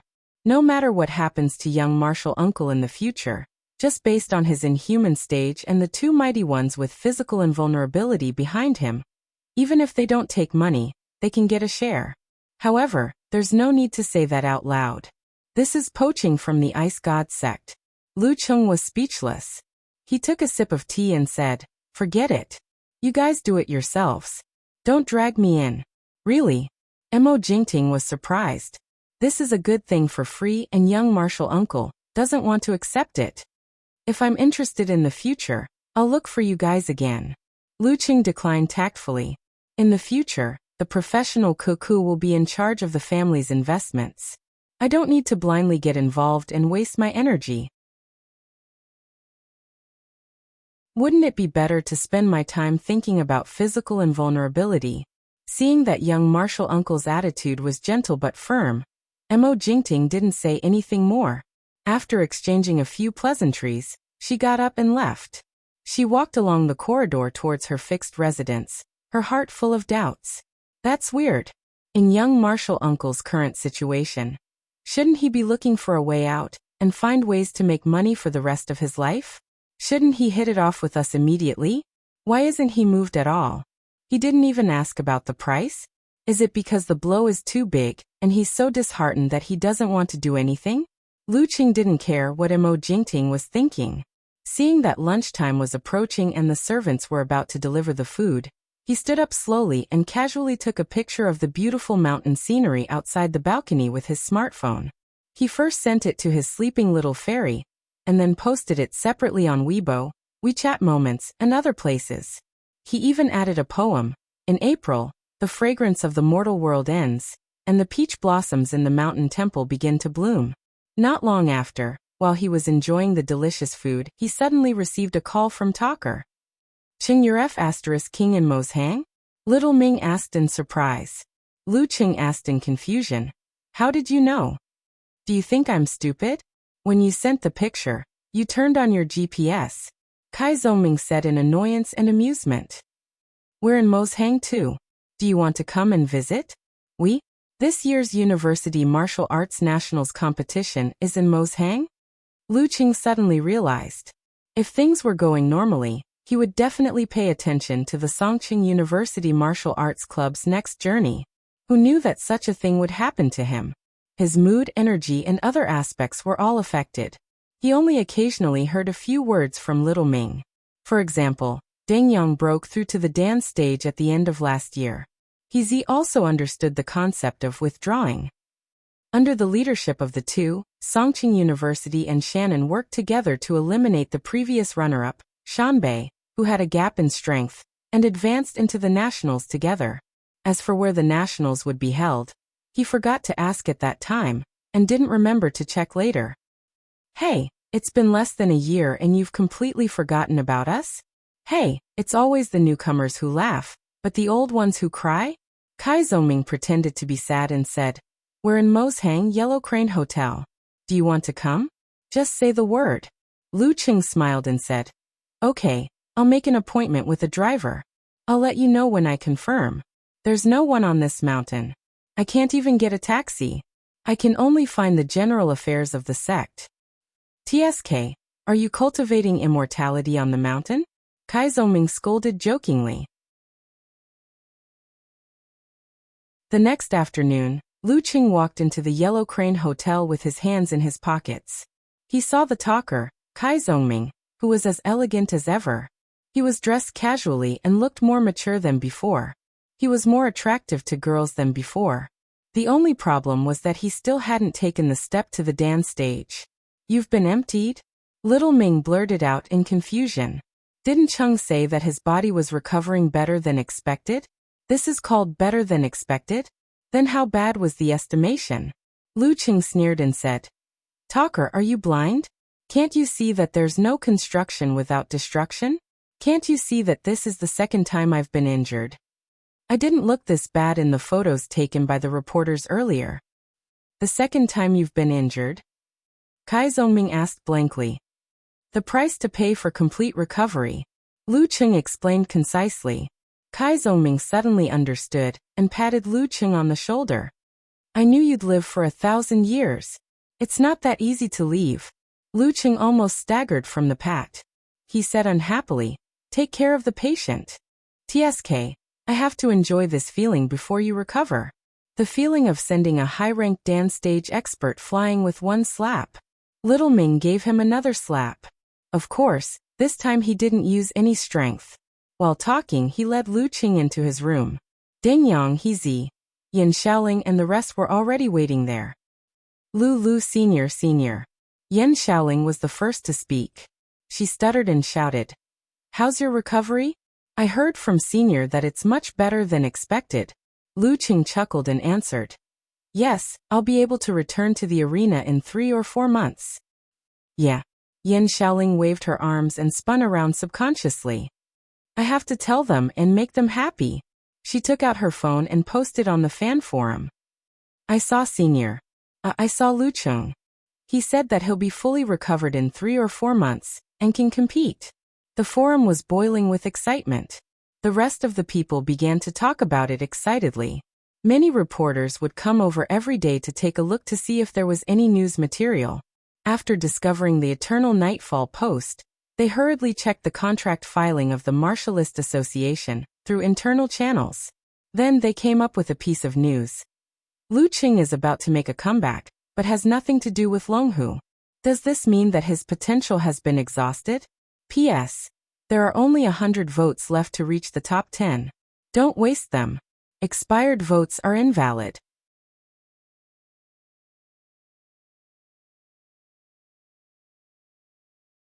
Chapter 583. In Kai Zhongming's room, Heezy glanced at the excited Yan Xiaoling and said with disdain, "Don't worry about her. She'll be fine in a while." Lu Qing chuckled and looked around at the crowd. At first, I thought that it would be good enough if one of you could reach the dance stage. This would mean that our martial arts club is on the right track. Who would have thought that in less than a year after I left, Deng Yang and Heezy would successively comprehend, withdraw, and successfully advance. He gave a thumbs up to show his appreciation. This made the cheerful Deng Yang shy. He scratched his head and said, "You flatter me. I'm not as good as you, senior brother Lu." He was always nervous in front of his idol. Lu Qing shook his head and laughed. He turned to Mu Jinyan, Wang Dali, and the others and said, "Don't be affected by this. Although there is a probability of reaching the dance stage, this is only relative to the overall sample. A small number of people, or a small group of people, are not affected by this restriction. It's not that you have no hope just because Deng Yang and Heezy broke through. Look at Daxing Temple and Ice God Sect. Dare to dream. What if?" Yes. After everyone responded seriously, Little Ming laughed and scolded. "Cheng, why are you talking like an old leader who came back for an inspection? Are you going to say, 'This is the place where I fought and lived. It has a good tradition. I hope everyone can show that they can bear hardships and fight well'? Talker, I think it's a pity that you don't want to be a crosstalk artist." Lu Cheng was used to teasing him. Kai Zhongming had decided to go back to his hometown and take over his father's company after graduation. When the time came, he would consider liquidating the company and changing careers. Because his body was still weak, Lu Qing didn't stay for long. He and Kai Zhongming found a quiet and secluded place to drink tea and chat until the evening. La la la la la la. Yan Xiaoling paced back and forth in the room, her excitement written all over her face. She picked up her phone and browsed the forum. Suddenly, she saw a link from "All the Good Names Are Taken by Dogs." The title came into view and flashed by. Yan Xiaoling suddenly frowned and clicked on the content. The reporter wrote, "According to sources close to Lu Cheng, the former Heavenly Son will recover in 3 or 4 months and step into the ring again. You are the past, your whole family is the past." Yan Xiaoling cursed inwardly and continued reading. According to the feedback from the Martial Artist Association, Lu Qing hasn't signed a professional contract with any forces, including Longhu. In other words, he's a free fighter. With the strength, realm, and potential that he has shown in the past, although it will take 3 or 4 months for him to fully recover, there will definitely be no shortage of pursuers. The various forces should have waived their checkbooks and tried to recruit him. Unfortunately, we did not see that. Does this mean something? Could it be that in the eyes of the major forces, Lu Qing is a risky investment and no longer possesses such terrifying potential? That's right. A high-ranked dance stage fighter is definitely an honored guest of various forces. However, in the eyes of the teams participating in the top professional competitions, their value is just SOSO. Do they lack in humans? Not lacking.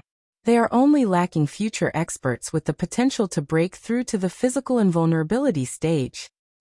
Lu Cheng's cold reception might reflect something.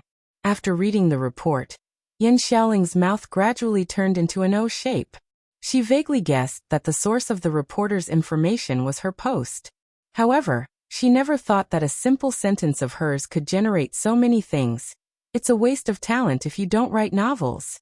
Puffing up her cheeks, Yin Xiaoling quickly scrolled through the comments and reposts. A serious injury that took an entire year to recover. How can it be possible without leaving behind some problems and losing some of his potential? How depressing. It's so depressing to think that a heavenly son of the era who braved the wind and waves has become an old inhuman who failed time and time again. This tells us that life is full of surprises, and that we should enjoy ourselves while we can. To the girl above, do you want to meet me? Seriously. Does Lu Qing need your sympathy? He is an inhuman mighty one. Even if he can't break through to the physical invulnerability stage, his future life will definitely be better than yours by 100 or 1,000 times. To be honest, if Lu Qing isn't so focused on the top professional competitions, he can choose any second-tier team he wants. Poison Milk Hierarch, what do you think? The profile picture of Poison Milk Hierarch was a shiny round head. He reposted twice in a row. What can I think? I haven't seen Lu Qing and I haven't gotten any reliable information. What can I think? Do I look like the kind of person who would make wild guesses without any evidence? However, I think of the past. There aren't many cases of martial arts geniuses breaking their wings halfway through, but it's definitely not rare either. Most of them can only muddle along in lower-tier competitions and slowly fade into the crowd. Phew, I'm a little relieved to hear that. Yin Xiaoling swiped with her thumb and read more comments. Lu Qing is pretty popular. Many of my friends like him. Even if he were to fight in second-tier professional competitions, I think he would still be able to make the headlines frequently and not fade into the crowd. Previous poster, you're wrong. There are only two kinds of martial arts fans like. One is a famous physical invulnerability mighty one, and the other is a genius with extraordinary potential who can break through to the physical invulnerability stage in the future. If Lu Qing were to remain at the inhuman stage for a decade or so, how many people would continue to like him? Every year, there are new, talented, and even good-looking little fresh meat who would waste their energy on a has-been heavenly son. Let's not talk about a decade later. Just look at how quiet Lu Qing's fan forum is now after that Weibo post. How many people are still following him? A martial artist with no hope is like an ice cream dropped on the ground. Who would bend down and lick it? Sai, you're right. This world is just that cruel. Of course not. Yin Xiaoling muttered silently and switched back to the forum. Howling into the sky expression : That despicable reporter, what's his name? I'll remember you. I must do something. She felt that her little chest was about to explode. In the past, she had seen news that slandered or made up stories about Lu Qing. Although she was very angry, it was never as bad as this, because the source of the news was her post. Little Changya, calm down, calm down. Here, there's a kitchen knife. Brahmin didn't understand the situation at first, but she didn't mind watching the show. Little Changya, Nye Chi said thoughtfully. You're in Moshang, right? I'm here too. Why don't we meet up and discuss what to do? I'm going to kill that reporter. Yin Xiaoling was still in her own world. Sister Chi, do you want to meet up? Count me in. Count me in. I'm very close. I'm in my first year of high school. I can apply to watch the nationals. Brahmin chimed in excitedly. What are you talking about? Yin Xiaoling was at a loss. After scrolling up and down, she said, Me too. Then let's ask the others. Lu Qing is about to enter the arena again. We have to do something. Nye Chi said with uncertainty. Roar. Yin Xiaoling immediately at the unparalleled Dragon King, Wonton Seller, Naive Innocence, and the others. Brahmin went to a few groups that had become quiet and asked repeatedly. Lu Qing is coming back. Lu Qing is coming back soon. Is there anyone who wants to discuss what to do in the forum? If not, I'll ask again later. For a moment, they who were still active were full of enthusiasm and rejuvenated 100 times. Back at the halfway point of Yambing Mountain, Lu Qing also saw the news. He even received a lot of detailed messages asking about his recent situation. All of them replied with better than expected, recovering. Shaking his head, he exited the news. After half a year of torment, he was already able to face such groundless descriptions with a better attitude.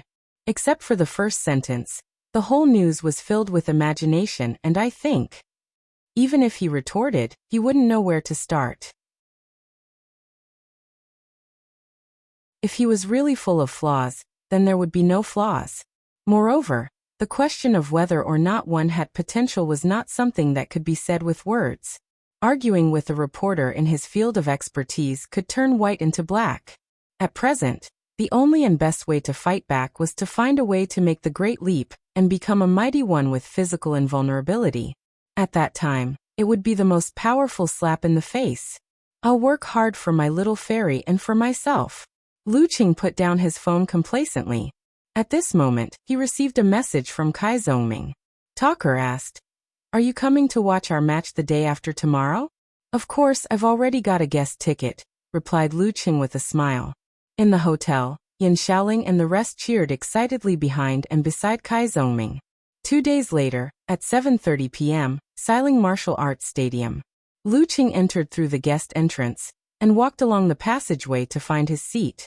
He didn't wear black-rimmed glasses or disguise himself. He appeared in front of everyone in his original appearance. This was the first time he appeared in public since his injury in August last year. He felt that he couldn't hide the fact that he had gotten a guest ticket from the reporters. Disguising himself would also be useless, and it would also expose his usual outfit. His face was pale and his footsteps were a little shaky. Along the way, Lu Qing received many looks of sympathy, pity, lamentation, and regret. He also received many looks of schadenfreude, and those who didn't mind watching a show.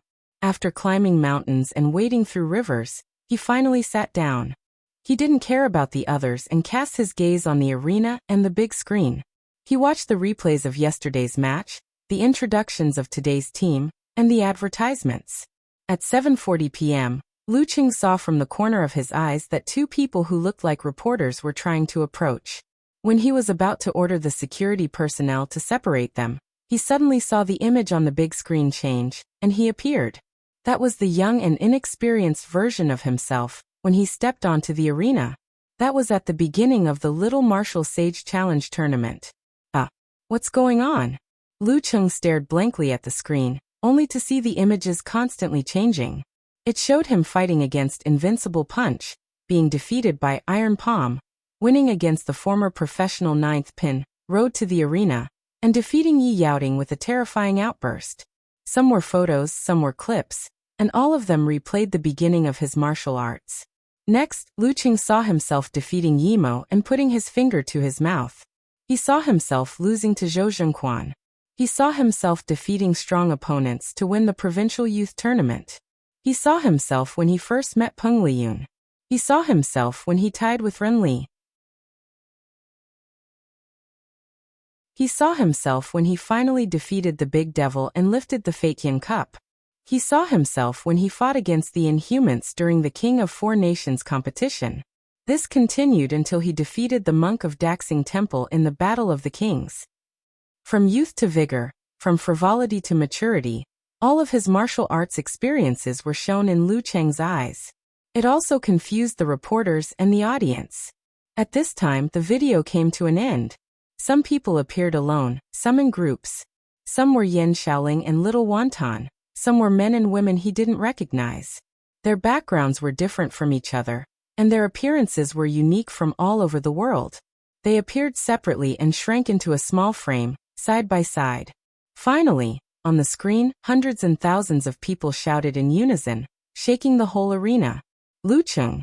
As the reporters trembled, the opposite stands also burst into a shout. Lu Qing. Lu Qing looked over subconsciously. Then he saw Yin Xiaoling, Brahmin with 2 ponytails, and many familiar yet strange faces. A huge banner was held up by them, on which the words were clearly written. "You are here, we are here." End of main part.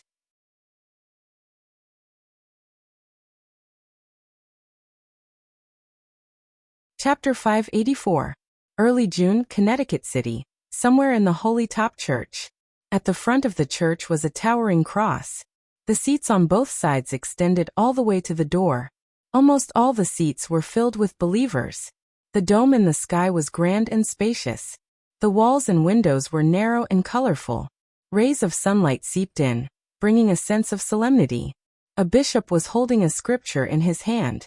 He was preaching slowly in a grand and dignified voice, guiding the lambs closer to the light of heaven.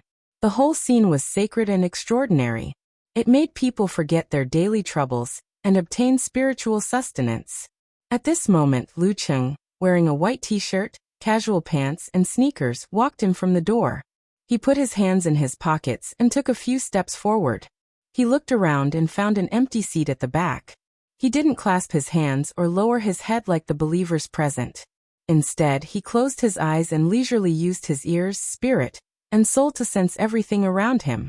Because of the discussions on the internet, he became a hot topic again. He didn't dare to stay long in Xioshan. A few days later, he flew to Connecticut City.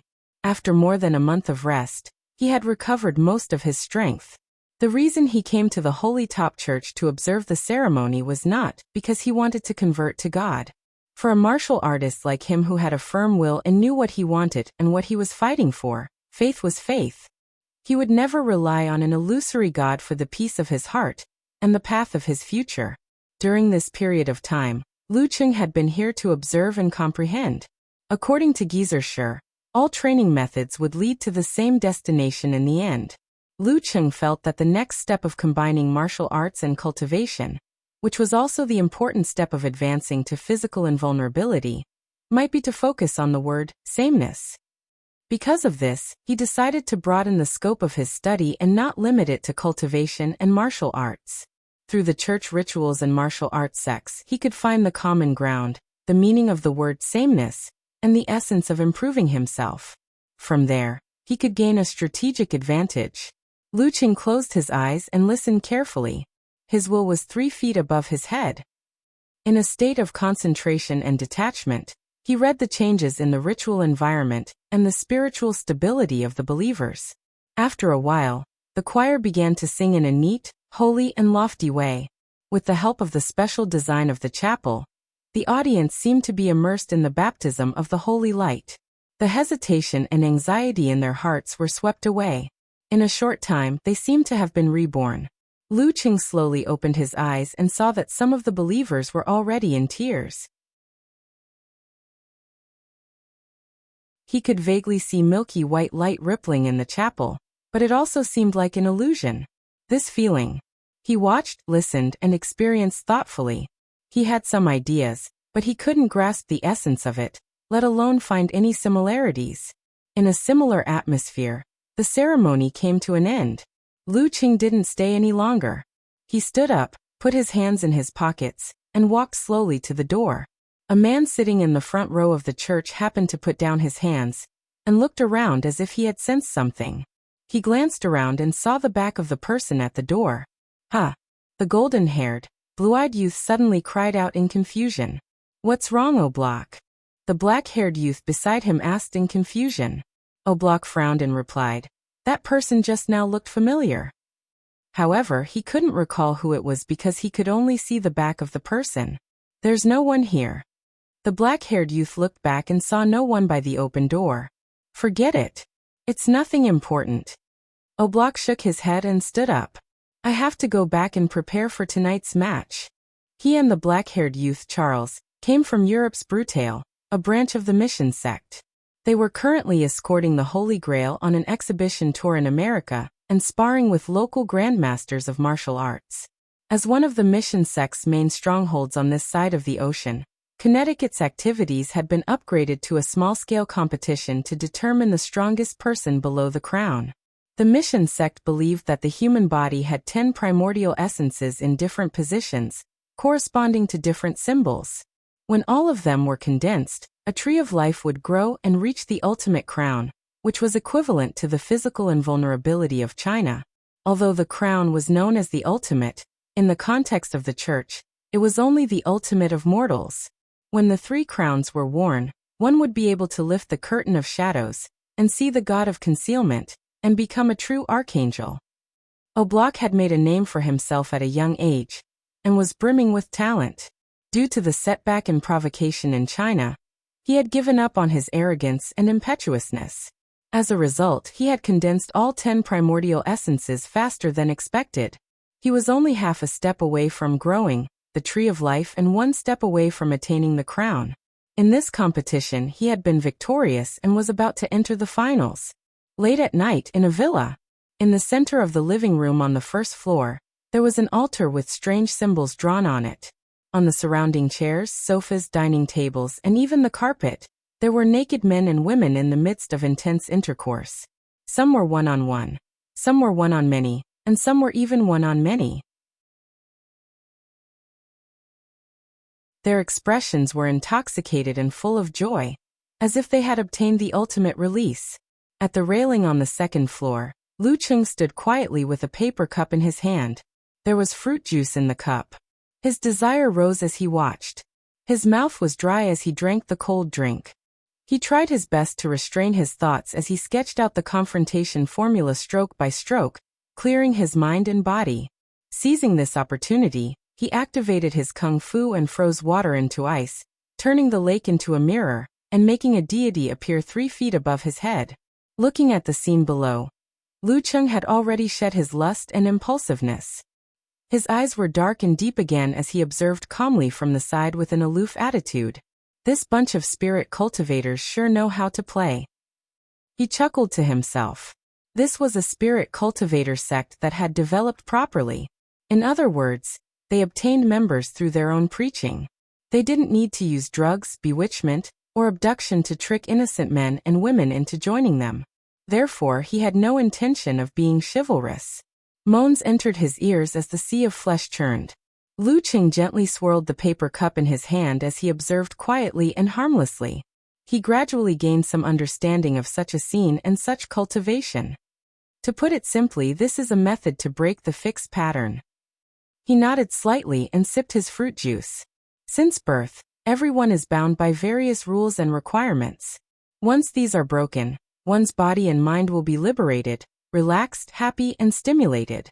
Combined with one's lust, it's equivalent to the Buddhist tantric enlightenment of lust and emptiness. It doesn't seek lust, but to break one's obsession, break one's shackles, and break the original pattern of one's body and mind. In the process, if you indulge in lust, indulge in such indulgence, and indulge in the feeling of emptiness and relief after the matter is over, you will be on the wrong path. You will jump from one fixed pattern to another, forming new obsessions and new restraints. The spirit cultivator's method of seeking self-spirit is similar to that of Tantric Buddhism. Both are extreme and easy to fall into the devil's path. This is a ritual to enhance one's self-spirit.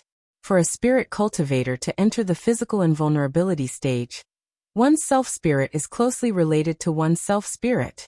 What is the similarity between it and the church, the sects that focus on combat, cultivation, and martial arts?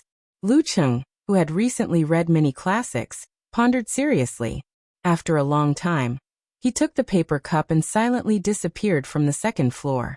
When the ritual was over, the host spirit cultivator returned to the second floor. He planned to seize the opportunity to see his self-spirit and raise it while his body and mind were in a relaxed and liberated state. At this moment, he looked at the study in confusion. The window was wide open, and the night wind blew in, filling the empty space. I forgot to close the window? The spirit cultivator was confused. A car sped through the empty streets at night. Smith looked ahead and asked, puzzled, Lu, why would you want to watch a devil's ritual? Lu Cheng pressed his lips with his right hand and casually made up a story. Devils have their own logic. Only by understanding them can we defeat them. You've become more and more mysterious recently. Smith shook his head and sighed. He was a Puritan passed down from his ancestors, and hated the activities of spirit cultivators. Without further ado, Smith asked, there are 2 more places. Where to first? Lu Cheng thought for a moment and laughed self-deprecatingly. Let's call it a night. Send me back. What a strange guy. Smith criticized silently.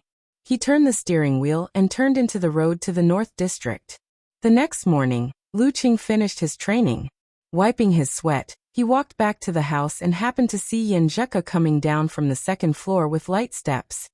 Ku, have you felt any obvious nourishment in your body recently? He beat her to it and asked the question that he would ask every 3 to 5 days. Yinjuka was wearing a t-shirt that exposed her delicate collarbone. She rolled her eyes and said, "It's fine. Ever since I collected the 9 words formula, my spirit has been improving rapidly. The effect of nourishing my body is also getting better." As she spoke, she walked down the stairs and said with her dimples, "I feel like it won't be long before I can nourish my body, understand, withdraw, achieve Dan equilibrium, and strengthen your foundation of blending cultivation and martial arts. Isn't that awesome?" As expected of Coach Yan, Lu Qing gave her a thumbs up and praised her with a bright smile. When he first completed the cultivation and collected the 9 words formula, he purely wanted to help Ku make up for her congenital deficiency. Who would have thought that it would actually help him open up his own path? If he wanted to rely on George and the others to achieve Dan equilibrium, who knows how long it would take? And the effect of practicing the 9 words formula was also very good. His spirit had improved a lot. Recently he even felt like a charlatan. Yinjuka pursed her lips and said proudly, "But the improved spirit has been used to nourish my body. My current state is about the same as last year. I can't stay up too late." At this point, she covered her mouth with her hand and yawned cutely. Then, her face turned red and her expression turned fierce. She lifted her leg and kicked Lu Cheng's shin. Although it was quick and swift, she didn't use much strength. Therefore, Lu Cheng could only smile in response. After breakfast, he sent his wife to Connecticut University. After leaving Aunt Du to protect her, Lu Cheng went to the martial arts club, and then to the Holy Top Church to continue his observation and comprehension.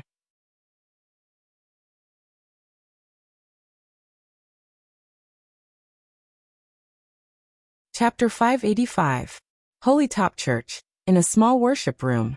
There was no choir or fancy decorations. Only a dozen or so believers praying with their eyes closed. Lu Qing didn't say a word after he entered.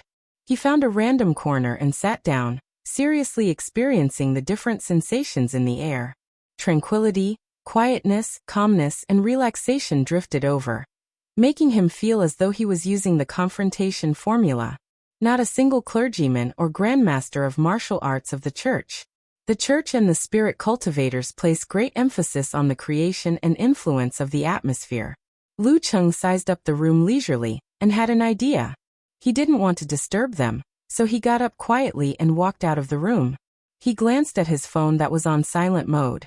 Seeing that there was still some time before Yenjika's class ended, he decided to take the opportunity to visit the Holy Grail exhibition in the church museum next door, which had recently become popular in Connecticut. It was said that this was a silver cup that once contained the blood of the Savior. According to his master, the original forms of the famous deities and gods in history were often mighty ones of physical invulnerability. There were even some who had stepped into the forbidden zone. I wonder what level the Savior belonged to. Cuckoo was very interested in this matter as well. She planned to visit on the weekend, partly to broaden her horizons and partly for a date. I'll just take it as an opportunity to get a feel for it. Lu Qing put his hands in his trouser pockets and walked casually to the entrance of the church museum. As soon as he entered, he was stopped by a pretty blonde lady with a clean temperament. She smiled gently and said, "Hello, my name is Tracy." "Hello, my name is Trish. I'm a volunteer guide here. What can I do for you?" A volunteer for the church. Lu Qing had been here many times recently and was no stranger to this. He waved his hand and smiled. "It's fine, I'm just looking around. Volunteers like this are all people who inculcate words like God, salvation, and beauty. I can understand their thoughts and feelings, but I'm sorry, I really don't like it. Compared to this, I'd rather listen to Little Ming's crosstalk. The objects on display here are all related to the history of the church. It's hard to understand their true charm just by looking at them." The blonde lady Tracy didn't seem disappointed at being rejected. Her smile remained unchanged as she emphasized, "That works too." Lu Qing thought for a few seconds and changed his mind. This wasn't because the other party was a beautiful girl, but because he thought of a problem. After listening to her explanation, he had a plan in mind and memorized the key points. When he went on a date with his little fairy later, he would be able to show off his knowledgeable side. Wasn't this the meaning of scouting? "All right, sir, please." It's best if you look from Exhibition Hall number 1. This is the history of the spread of the Lord's Gospel, and also the history of the development of our church. Trish pointed to the far left and smiled sweetly. Lu Cheng was indifferent. He followed the volunteer guide and casually stepped into exhibition area number 1. There were bulletproof glass display windows on both sides, inside which were various antique objects. These are the notes left behind by Saint Simon. Before the scroll of the Dead Sea was unearthed, it was the earliest document that recorded the Gospel. Trish pointed at the mottled papyrus and said. Lu Cheng nodded with great interest, earnestly memorizing the contents of the explanation. After taking a few steps and looking around, Trish's expression suddenly turned solemn. Her voice was filled with grief. She pointed to a single cabinet in the center of Exhibition Hall number 1 and said, "The Savior shed his blood for mankind. This is the ancient cup that once held the holy blood." Lu Cheng followed her gaze and saw a few security personnel, with restrained auras and shocking vitality standing at the four corners of the cabinet. They didn't move an inch. A domineering, dazzling, and superior aura came from nearby and enveloped the area.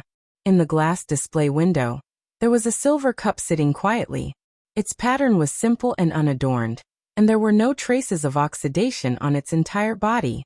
The inside of the cup was stained with a faint layer of blood. Even after 2,000 years, it still had traces of moisture.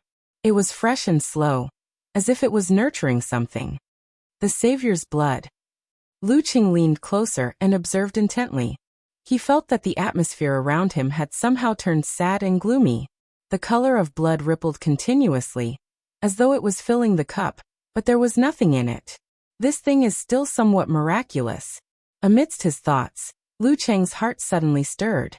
He smelled an oppressive and dangerous scent. Ever since he shattered his Jindan and fused a part of it, although he didn't have his greatest reliance, the supernatural abilities he mutated had received the strongest enhancement under his current limits. This included ice and fire, as well as his intuition to foresee danger. This was still a distance away from the legendary realm of cicada senses before the autumn wind blows, but compared to the past, it was no longer a small matter. At this moment, Lu Cheng felt like he was in an environment before a storm. Although he didn't see it with his own eyes, he could acutely sense various signs. A gentleman doesn't stand under a collapsing wall. Leave immediately. He made a prompt decision, turned around and left, leaving the dumbfounded blonde Trish behind. Sir, wait a minute. Did I make a mistake in my explanation?" Trish chased after him and asked in puzzlement. "I just remembered that I have something urgent to do," Lu Cheng replied perfunctorily. After pausing for a moment, he continued, "I have a few friends coming over soon. Can you help explain? Can I trouble you to wait in the lounge and not do anything else for the time being?" Trish nodded happily. "Sure, no problem." Lu Cheng didn't linger. With his hands by his side, he strode back to the door, brushing past the blonde, blue-eyed youth who had come to take over his shift. Oblak glanced at him and entered the exhibition hall without much thought. His mind was filled with the finals that night. After a few steps, he suddenly paused and whipped his head around to look at the Chinese man he had just met. Lu Cheng, the Chinese heavenly son of China, who made him taste the most bitter defeat of his life? Wasn't he heavily injured and half-retired from the professional scene? Why is he here? The one I met at the chapel yesterday and found familiar is him too. In the midst of his thoughts, Oblak forgot his duty and instinctively turned around to chase after the figure that was about to disappear from his sight. His footsteps were accompanied by the faint sound of metal clashing against metal. After returning to Brutale from Gaofun, he had been paying attention to Chinese martial arts news. He finally found out who had defeated him, and that he was a heavenly son of China who had received a lot of attention. That was why he walked out of his self-denial and had a goal. After a few years of hard work, he felt that he had the strength to challenge Lu Cheng again. Who knew that Lu Cheng would meet with an accident and fall from grace? Now that he had met him in Connecticut, he couldn't miss this opportunity. Thump, thump, thump. Oblak weaved through the men and women on the streets with heavy footsteps, quickly closing in on the figure he had been thinking about all this time. However, Lu Cheng's footsteps were just as fast. He couldn't close the distance. Anxious, Oblak's arms, legs, chest, abdomen, and other parts of his body lit up with dazzling stars. They connected together and seemed to be forming a tree-like object. With a burst of dazzling light, he became the true son of Sunday. A terrifying aura enveloped Lu Cheng from a distance. It was both a greeting and a hindrance. But at that moment, he felt the area around the aura become empty. It was like the darkness of the universe that could never be filled. In just an instant, the surging holy light disappeared without a trace. Oblak paused in surprise, his eyes filled with astonishment. In that short pause, Lu Cheng had turned into another street and disappeared from his sight. Oblak was about to give chase when he suddenly heard a loud explosion. He felt the ground beneath his feet tremble powerlessly. He turned back and saw the glass windows of the church museum and the cathedral of holy light shatter. Milky white light and crimson flames burst through the dome. Screams and cries rang out one after another. Something's wrong. Oblak threw the matter of Lu Cheng to the back of his mind and sprinted back to the museum. As soon as he entered, he saw half of the glass windows shattered. The floor was littered with injured, moaning lecturers and visitors. It was a mess. As he approached the raging flames, he found his good friends, Johnny and Charles. One of them was lying there with wounds all over his body. He was unconscious and his life was quickly draining away. One of them had his arm blown off. He groaned in pain as he tried to stand up, but he was powerless. Oblak's pupils shrank. He didn't have time to help his companions and ran straight for the Holy Grail. The closer he got, the more tragic the scene became. When he reached the warped independent display case, he saw his teacher, Mason Walker, the leader of the Brutar Holy Grail Knights.